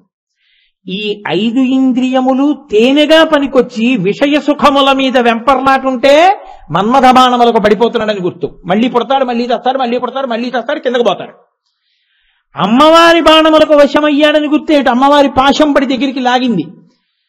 ఈ 5 ఇంద్రియములను ఈశ్వరుడు యందు నిక్షేపించి అనుభవిస్తుంటాడు. ప్రతి దానికి ఒకటే మాట ముందు చేరుస్తాడు. ఏమిట్రా అంటే అమ్మవారి అనుగ్రహం. అన్నిటికీ పరీక్ష ఒక్కటే, ఏమిటి? ఇది ఈశ్వరుడు అంగీకరిస్తాడా? తప్పు అలా చేయకూడదు, తాను అంగీకరించడు. అక్కడ ఇంకా ఏమీ కుదరవు. ఇంకా రాగద్వేషాలు, ప్రీతి, ఇంకో కారణాలని తీసుకొచ్చి పెట్టగలిగినటువంటి స్థితి పోతుంది. అలా ఉండకూడదు అంతే. ఆ స్థితిని పొందగలిగితే ఈశ్వరుని యందు కుదురుకుంటున్నావని గుర్తు. ఇది అమ్మవారి ఇస్తుంది. ఇస్తే క్రమక్రమంగా ఏమవుతుందో తెలుసా అండి? ఎప్పుడు శబ్ద, స్పర్శ, రస, రూప, గంధ ఈ 5 తన్మాత్రలు ఈశ్వరాభిముఖమవుతాయి. మీరు ఒకటే గుర్తుపెట్టుకోండి, నేను మళ్ళీ మళ్ళీ చెప్తున్నాను మీకు. మీరు ఈశ్వరుడు చెప్పింది చేస్తే మీరు ఈశ్వరుడి ప్రీతికి కారణమవుతారు. నేను మీతో మనవి చేశానుగా, నా దగ్గర ఉండే వాళ్ళల్లో నాకు అత్యంత ప్రీతిపాత్రుడు ఎవరో తెలుసా అండి? అత్యంత ప్రీతిపాత్రుడు రామకృష్ణారావు గారు ఉన్నాడు. ఆయన నా గుండెల్లో ఉంటాడు. బాహ్యంలో ఒక నిమిషం సేపు ఆయన నా పక్కన ఎప్పుడూ కనపడ్డాడు. ఎవరికైనా తెలుస్తుందా నాకంత ఇష్టం అతనంటేని? నేను అతని కోసం ఈశ్వరుడికి అన్ని నమస్కారాలు చేస్తానని ఎవరికైనా తెలుసా? ఒక్కటే కారణం. నాకు ఎందుకు ఆయనంటే అంత ఇష్టం అంటే, అతను 24 గంటల్లో 23 గంటల 55 నిమిషములు నేను అలా బతకలేకపోతున్నానేమో కానీ నేను ఎలా చెప్తున్నానో అతను అలా బతుకుతాడు. అతను ఆఫీస్కి వెళ్ళి ఇంటికి వస్తే స్నానం చేసి రామాయణ పారాయణ చేసుకుంటాడు. అతను ఓ 2 రోజులు సెలవు వస్తే దీక్ష తీసుకుని భాగవతం చదువుకుంటాడు. అతను మనవరాలకి పేరు పెట్టుకోవాలంటే గురువుగారు ఆమోదం తీసుకుంటాడు. ఏ పని చెయ్యాలన్నా గురువుగారు ఆమోదించారా చూసుకుంటూ ఉంటాడు. అతనికి ఎప్పుడు ప్రతి కదలికలో ఇలా నేను చేస్తే గురువుగారి మాట నేను చేసిన వాడినేనా చూసుకుంటూ ఉంటాడు. ఎక్కడో ఉంటాడు సభలో, ఇవాళ కూడా ఉంటాడు. కానీ నేను వస్తున్నప్పుడు నా దగ్గరికి రాడు, నేను వెడుతున్నప్పుడు నాకు కనపడ్డా. నా ఇంటికి రాడు, నాతో మాట్లాడ్డా. నేను ఆయన ఇంటికి వెడతాను. నేను ఆయన ఇంటికి వెడితే అగ్గగ్గలాడుతూ కూర్చుంటాడు. కూర్చోవయా అంటే కూర్చుంటాడు. ఇద్దరం కలిసి చదువుకున్నాం. నేను ఈశ్వరుడి గురించి చెప్పిన దాంట్లో ఎంత అనుష్ఠిస్తున్నానో ఈశ్వరుడికి తెలుసు, నాకు తెలుసు. కానీ నేను చెప్పే దాంట్లో తూచా తప్పకుండా బతుకుతున్నవాడు రామకృష్ణారావు. అతనంటే నాకు అందుకే అంత ప్రీతి. ఒక లౌకికమైన వ్యక్తిని ఇవాళ ఈ రహస్యం మీకు చెప్పేశాను, నాకే అంత ప్రీతి ఉంటే ఈశ్వరుడు చెప్పినట్టు బతుకుతున్న వాడి మీద ఈశ్వరుడికి ఎంత ప్రీతి ఉంటుందండి? అలా బతికేటట్టు చేసేస్తుంది అమ్మవారి. ఈ 5 తిప్పేస్తుంది. సెన్షువల్ ప్లెజర్స్ అంటారు. ఈ ఇంద్రియాల వల్లే పాడైపోతాడు అంతే. 5 ఇంద్రియాల వల్ల. ఈ 5 ఇంద్రియాలతో పాడవకుండా ఈ 5 ఇంద్రియాలని ఈశ్వరాభిముఖం చేస్తుంది. నాలుక మీదకి ఈశ్వరార్పణ చెయ్యంది పెట్టడం, చెవిలోకి ఈశ్వర సంబంధము కానిది వెళ్ళడానికి వీల్లేదు, ముక్కుతో ఈశ్వర సంబంధము లేనిది వాసన చూడడం, ఏ వాసన వచ్చినా ఈశ్వర సంబంధంగా చూస్తాడు. సుగంధిం పుష్టివర్ధనం అంటాడు. ఎక్కడ ఏమి రానివ్వండి అదంతా మా ఈశ్వరుడి దివ్య విభూతి అంటాడు. మా తేజోంశ సంభవం అంటాడు గీతాచార్యుడు.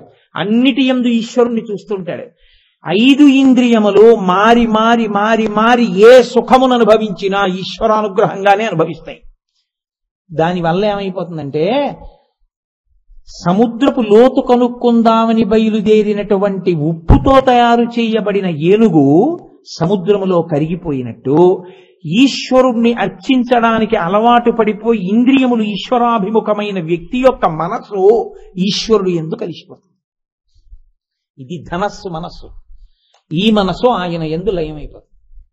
లయమైపోయి ఆయననే చేరుకుని ఆయనలో కలిసిపోతుంది. ఇలా చెయ్యగలిగినది ఎవరు? అమ్మవారు. ఆవిడ చేస్తుంది. ఆవిడ దీని యందు ఎంత దూరం వెళ్ళిపోతుందో తెలుసా అండి? అసలు మీరు ఒక్క అడుగు వేయడం మీకు రావాలి.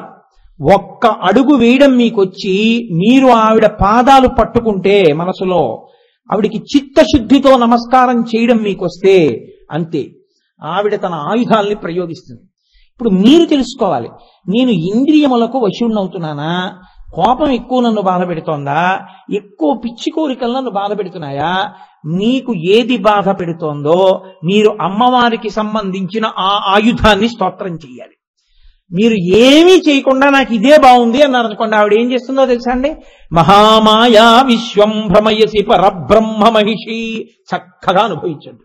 నేనేమి జోలికి రా, శరీరం ఇచ్చాను, బుద్ధి ఇచ్చాను, అనుభవించు నీ ఇష్టం. ఆ కళ్ళతో చూడకూడనివన్నీ చూస్తాడు, చెవులతో వినకూడనివన్నీ వింటాడు, దీంతో ముట్టుకోకూడనివన్నీ ముట్టుకుంటాడు. కానీ ఏ మనసుకి వశపడి ఇవన్నింటిలో సుఖం ఉందనుకున్నాడో ఆ శరీరం పడిపోతుంది. రోజు మనసు మాత్రం ఏం చేస్తుందో తెలుసా అండి? ఇంద్రియ శక్తుల్ని పట్టుకుని బయటికి వెళ్ళిపోతుంది. ప్రాణం పోవడం అంటే అదే. బయటికి వెళ్ళిన తర్వాత అమ్మవారు ఏం చేస్తుందంటే, నీకు ఇవన్నీ ఇచ్చి ఇన్ని కదలికలు ఇచ్చినా అక్కర్లేకపోయాంగా మేము, నీకెందుకు ఈ ఉపాధి?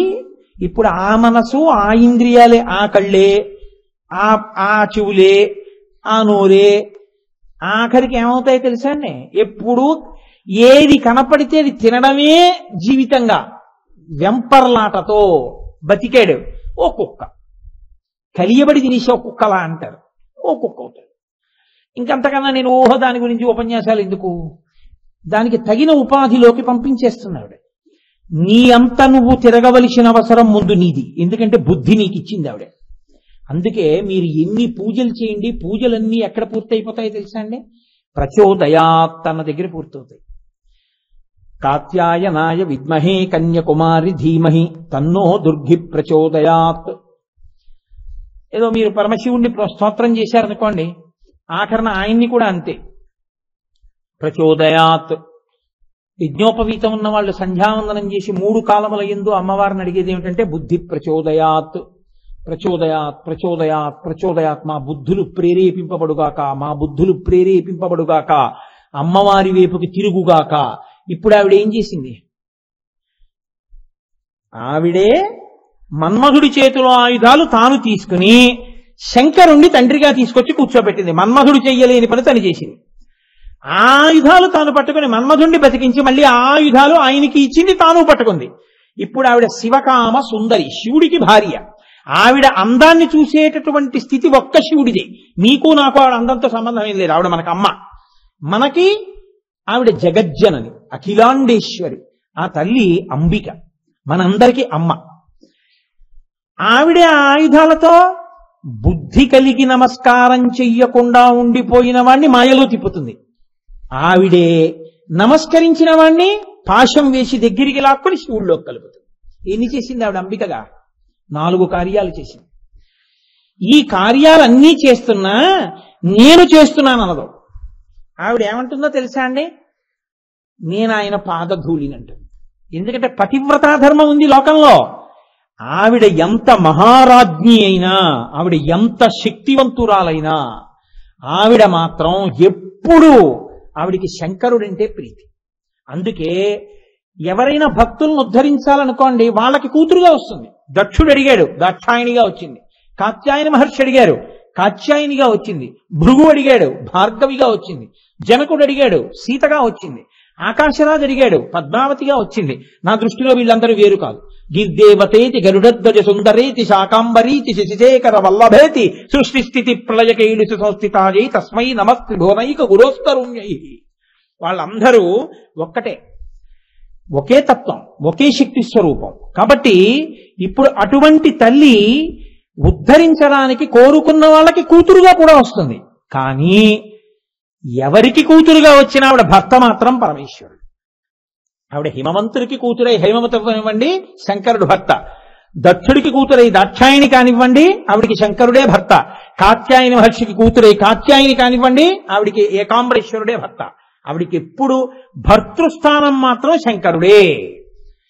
ఆ స్థానమును మాత్రం ఎవ్వరు అడిగేది కాదు, అది కోరేది కాదు. మిగిలిన వాళ్ళందరూ కొడుకులే. ఆవిడ ప్రీతంతా భర్తగా ఆయన మీది. ఇది ఆవిడ పాతివ్రత్యం. అందుకని అంబిక మనకి అమ్మ మాత్రమే తప్ప ఇంకొకటి అసలు ఆ ఆలోచన రావడానికి వీల్లేదు. ఇది శంకరాచార్యులు వారు ఎంత గొప్పగా చెప్పారంటే సౌందర్యలహరిలో, చెయ్యుందనుకోండి నవరసాలని చెయ్యి చెప్పలేదు, కళ్ళు నవరసాలని చెప్తాయి. ఏదో కాళ్ళు ఉన్నాయనుకోండి నవరసాలని చెప్పలేవు, కళ్ళు ఒక్కటే చెప్పగలవు. భర్త యందు ఆవిడికి ఎంత ప్రీతి ఉంటుందో చెప్పడానికి శంకరాచార్యుల వారు శివే శృంగారార్ధ్రా తదితరజనే కుత్సనపర సరోషా గంగాయాం గిరిశచరితే విస్మయవతి హరాహిభ్యో భీత సరసిరుహ సౌభాగ్య జననీం సఖీషస్మేరాతే మయి జనని దృష్టి సకరుణ అన్నారు. అద్భుతమైన శ్లోకం. ఆయన అన్నారు శివే శృంగారార్ధ్ర. ఆర్ధ్ర అంటే తడిపేయడం. శంకరుడు తెల్లగా ఉంటాడు. తెల్లగా ఉన్న శంకరుట అమ్మవారు పక్కన కూర్చుంటే కనపడ్డట. ఎందుకు కనపడ్డా తెలుసా అండి? కన్ను ఎప్పుడు తడిగా ఉంటుంది కదా, కన్ను పొడేరిపోకూడదు. ఆవిడ తనకి శివుడి మీద ఉన్న ప్రేమ చేత శివుణ్ణి తడిపేస్తుంది.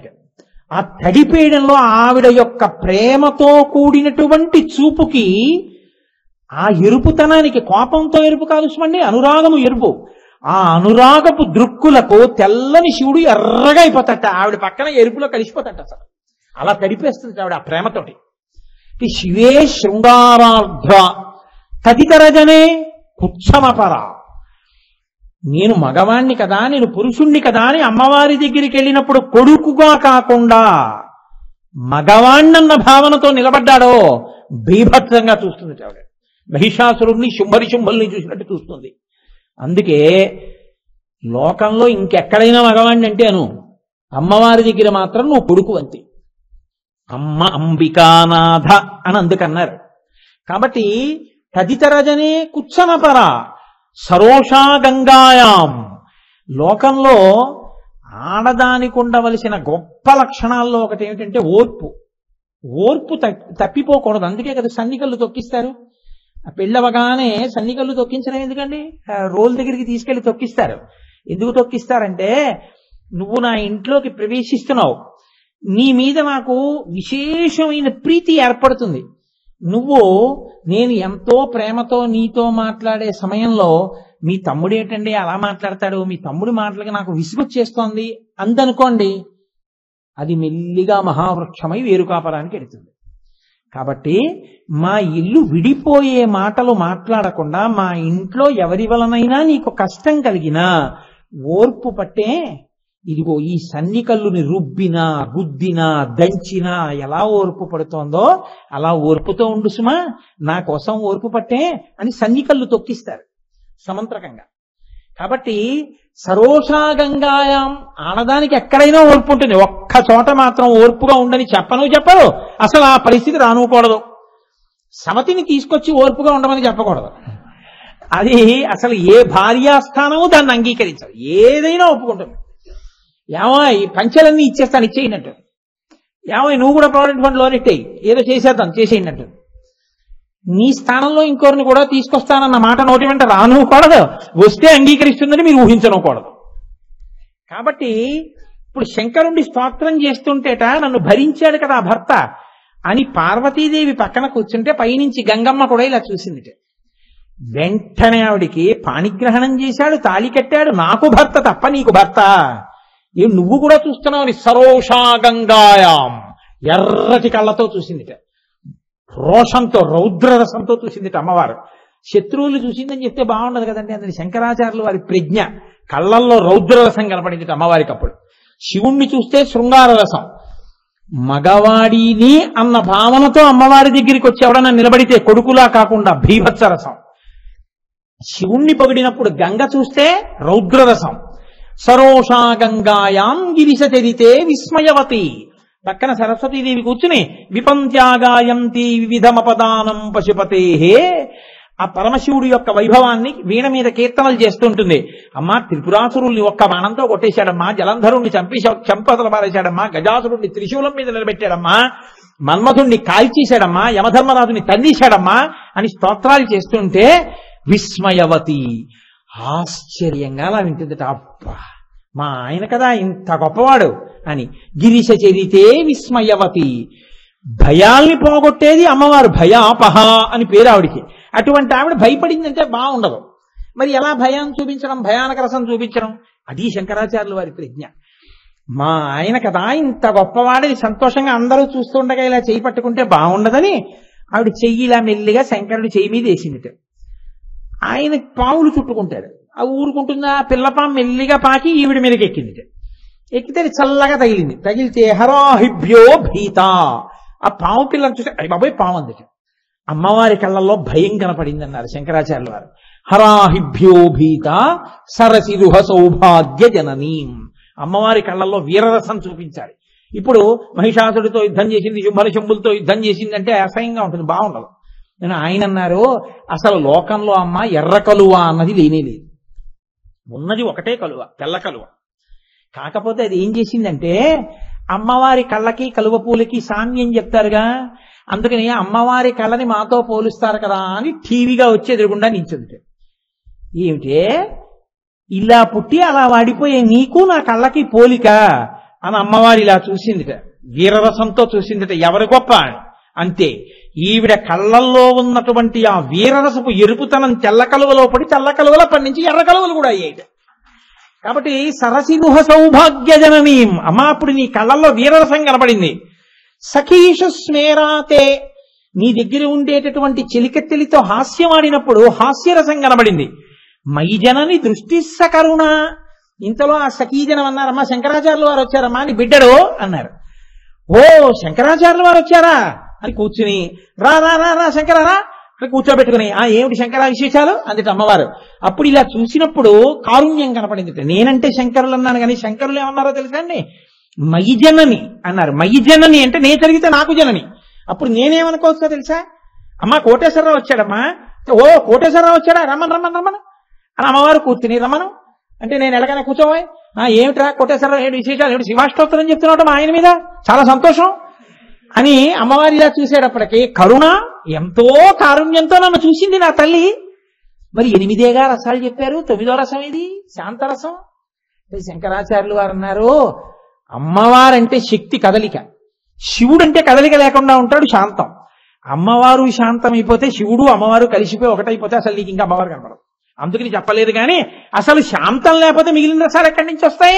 అమ్మ అంటేనే శాంతం, మళ్ళీ చెప్పాలేంటి? అందుకని అమ్మకి శాంతం ఉందని చెప్తే అది అమ్మ అవమానించినట్టు. కాబట్టి నేను చెప్పనే అమ్మ అంటేనే శాంతం అవుతున్నారు. 2 వైపులా పదునే ఆయన కత్తికి. కాబట్టి శివే శృంగారార్ధ్రా తదితరజనే కుత్సనపర సరోషా గంగాయాం గిరిశ జరితే విస్మయవతి హరాహిభ్యో భీత సరసిరహ సౌభాగ్య జననీం సఖీషు స్మేరాతే మయి జనని దృష్టి సకరుణ. నవరసాలు అమ్మవారు ఎప్పుడు పరమశివుడంటే అంత ప్రీతితో ఉంటుంది. శంకరాచార్యుల వారు సౌందర్యలహరిలోనే అంటారు, అమ్మా నీ ఒళ్ళంతా లావణ్యమే కానీ నీ మోచిప్పలు మాత్రం గరుకమ్మా అన్నారు. ఎందుకంటే ఆవిడ సభలో కూర్చుంటే అయ్యా శంకరుడు విజయం చేస్తున్నాడంటారు. గబగబా వెళ్ళి ప్రతిరోజు తెల్లవారుజామున సభామంటపంలో రాత్రి మోకాళ్ల మీద నేల మీద వంగి తన నుదుటిన ఉన్నటువంటి కుంకుమ బొట్టు పరమశివుడి యొక్క పాదముల మీద ముద్రపడేటట్టుగా ఆవిడ నమస్కరిస్తుంది. కస్తూరీ తిలకంచి తెందు విలసత్వద్భాసి పాలస్థలీం కర్పూర ద్రవమిశ్ర చూర్ణ కపురామోదోల్ల సద్వీటికాం లోలాపంగ తరంగి తైరితి కృపాసారైర్నతానందినీం శ్రీశైల స్థలవాసినీం భగవతీం శ్రీమాతరం భావయే. ఆ తల్లి అంతటి ప్రేమ కలిగింది భర్త యందు, అంతటి మహాపతివ్రత, నిరంతరము శివోపాసన చేస్తుంటుంది. అందుకని ఆవిడ శివకామ సుందరి. భర్త యందు అంత ప్రీతి కలిగిన తల్లిగా మనకి అమ్మ, శివుడికి భార్య, మా నాన్నగారికి భార్య, నాకు అమ్మ, ఆయన మా నాన్నగారు. జగతపితరం వందే పార్వతీ పరమేశ్వరవు. ఎవరో నాకు కాదు, ఈ సమస్త జగత్తుకి వాళ్లే తల్లిదండ్రులు.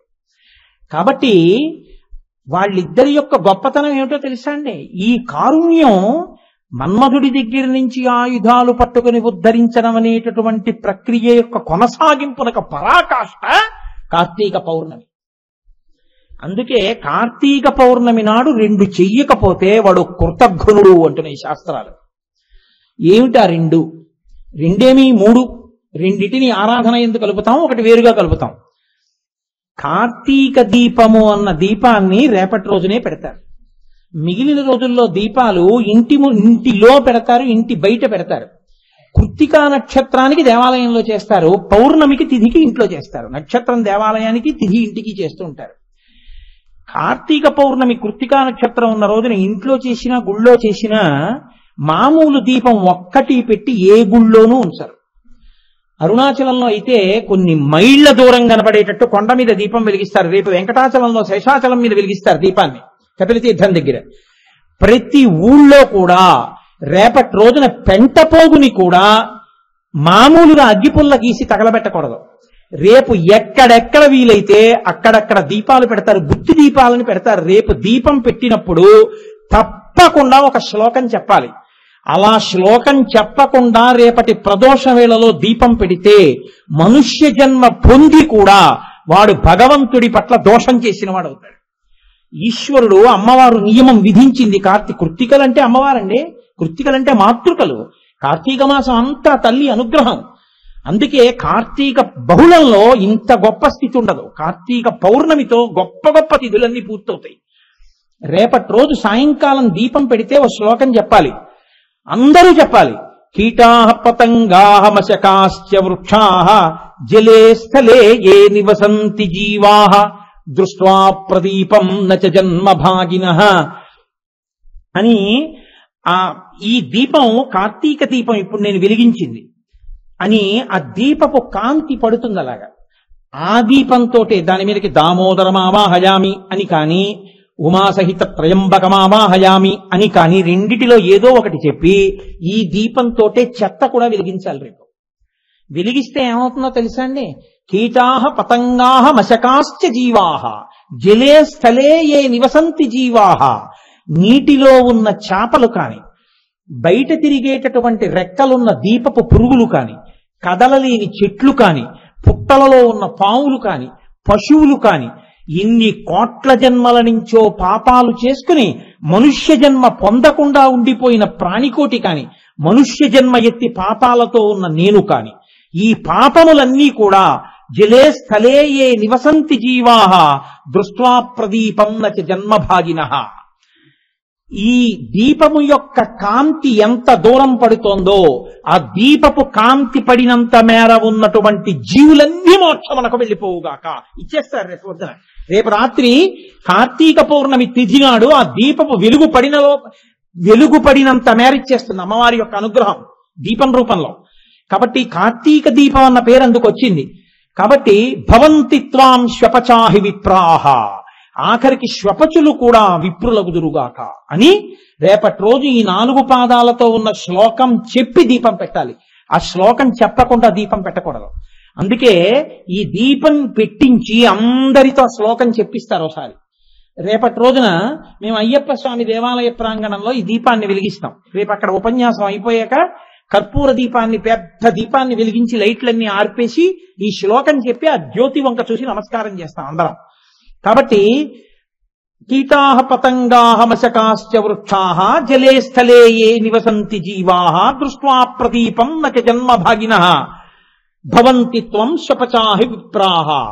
అమ్మవారు అంత అనుగ్రహిస్తుంది. ఆవిడ అనుగ్రహం, అయ్యో తప్పులు చేసుకున్నాడు పడిపోయాడు, మనుష్య జన్మ పొందిన నువ్వు ఒక్కడివే చేసుకోవడం కాదు, కార్తీక పౌర్ణమి నాటి అసుర సంధ్య వేళలో నీవు జీవకోటినంతటినీ తరింప చెయ్యగలవు.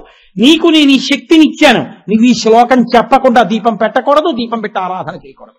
కాబట్టి రేపు ఈ శ్లోకం చెప్పి దీపం పెట్టాలి. 2, రేపటి రోజున జ్వాలాతోరణం చేస్తారు. ఎందుకని అంటే ఈ శరీరాన్ని విడిచిపెట్టిన తర్వాత చేసుకున్న పాపాలకి ఎదురుగుండా వచ్చి భైరవులు దర్శనమిస్తారు. అసలు ఆ భైరవుడి యొక్క ధ్వని గురించి మీరు వింటే ఆశ్చర్యపోతారు, హడిలిపోతారు. ఆయన ధ్వని అలా ఉంటుంది. భైరవుడని పేరెందుకో తెలుసా అండి? భౌ అంటే పర్వాలేదు, భై అంటే మీద పడిపోయింది కుక్కని గుర్తు. ఇది విడిచిపెట్టగానే జీవుడి మీదకి లంఘిస్తాట ఆయన. ఇందులో నీకు ఈశ్వరుడు శరీరం ఇస్తే, అమ్మవారు శక్తి ఇస్తే, ఎన్ని తప్పులు చేశావురా, ఎన్ని పాపాలు చేశావురా, చూడు నీ పని పడతానని దూకుతాట. అందుకే భైరవ దండన అని మానసరోవర్లో అక్కడ వేస్తారు, మానసాదేవి గుడి దగ్గర ఓ దెబ్బ కొడతారు వీపు మీద. ఆ భైరవుడు మీద దూకితే, అందుకే ఆయనకి ఇంకో పేరు లేదు. రవ అంటే శబ్దం, భై అంటే మీద పడిపోవడం, భై అని మీద పడిపోతాడు కాబట్టి భైరవ ఆయన పేరు. అలా పడిపోకుండా ఆయన వచ్చి మీద పడిపోయి పరిగెడుతుంటే తోలుతారు లోపలికి, తోరణంలోకి. ఏ తోరణంలోకి? యమధర్మరాజు గారి యొక్క సభలోకి ఒక తోరణం ఉంటుంది. తోరణం అంటే పైకమ్మి. ఆ పైకమ్మి కింద నుంచి దూరితేనే లోపలికి వెళ్ళడం. ఇంటికి తోరణం ఉంటుంది కదండి, శుభాశుభములకు అదే గుర్తు. అందుకే ఇంట్లో శుభం జరుగుతోందంటే తోరణం పైకమ్మికి కడతారు. ఆ పైకమ్మి కింద నుంచే లోపలికి వెళ్ళాలి. యమసదనమునకు పైన అగ్ని జ్వాలలతో ఉంటుంది ఆ తోరణం. అసలు దాన్ని చూడగానే జీవుడు కుపితుడైపోతాడు దాని కింద నుంచి వెళ్ళడానికి. అప్పుడు గుర్తొచ్చి పాపాలు కొడుతుంటే, భైరవుడు రవం చేస్తూ మీద పడి కొరికేస్తుంటే యాతన పొందిపోతాడు. అలా పొందకుండా కార్తీక పౌర్ణమి నాడు పార్వతీ పరమేశ్వరులు అభయం ఇచ్చారు. ఒరే, ఎన్ని పాపాలు చేసినా దీపం పెట్టి ఈ శ్లోకం చెప్పి ఆ తోరణం చూడకుండా ఉండాలి అంటే, కొత్తగా పండినటువంటి పంటకి సంబంధించిన ఆవిరిగడ్డి తెచ్చి 2 కర్రలు కట్టి, పైన కర్ర కట్టి, దానికి ఆ గడ్డి కట్టి, కొద్దిగా నెయ్యి పోసి ఆ గడ్డిని వెలిగించి, ఆయన కర్మ పరమేశ్వరుడికి పార్వతీ సహితుడై పల్లకిలో ఆయన కూడా 3 మాటలు తిరుగుతాడు. నీకేమీ బెంగలేదు, నేనున్నాను అండ, నువ్వు చూడవా తోరణం.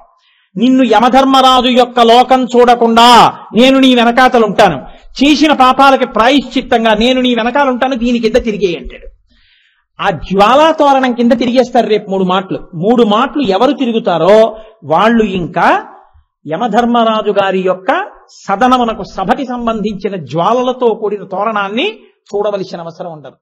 అందుకే రేపు ఏం చేస్తారంటే, కార్తీక పౌర్ణమి నాటి సాయంకాలం ప్రతి దేవాలయంలో పార్వతీ పరమేశ్వర కళ్యాణం చేస్తారు. నేను కొన్ని చెప్పడానికి భయం, చెప్తే ఓహో ఇదో సూక్ష్మం ఉందనుకుంటూ ఉంటారని. ఎంతటి భయంకర పాపరాశిని కూడా రేపు పార్వతీ పరమేశ్వర కళ్యాణం చూసి అక్షతలు తల మీద వేసుకుంటే ఈశ్వరుడు తీసేస్తాడు ఖాతాలోంచి, దయాళువై. కాబట్టి ఇంట్లోనూ బయట దీపం పెట్టాలి, తప్పకుండా జ్వాలాతోరణం కింద నుంచి వెళ్ళాలి, పార్వతీ పరమేశ్వరుల యొక్క కళ్యాణం చెయ్యాలి. ఈశ్వరుడు అనుగ్రహించి అందులో తప్పకుండా జరుగుతాయి కొన్ని. పార్వతీ పరమేశ్వర కళ్యాణం ఈ సంవత్సరం జరగడానికి అవకాశం కనపట్టలేదు, ఎందుకంటే ఉపన్యాసంలో ఉండిపోతాను. రేపు జ్వాలాతోరణం మాత్రం అయ్యప్ప స్వామి దేవాలయం దగ్గర అది కూడా జరుగుతుంది. రేపు అక్కడ పార్వతీ పరమేశ్వరుల ఉత్సవమూర్తులు ఉన్నాయి.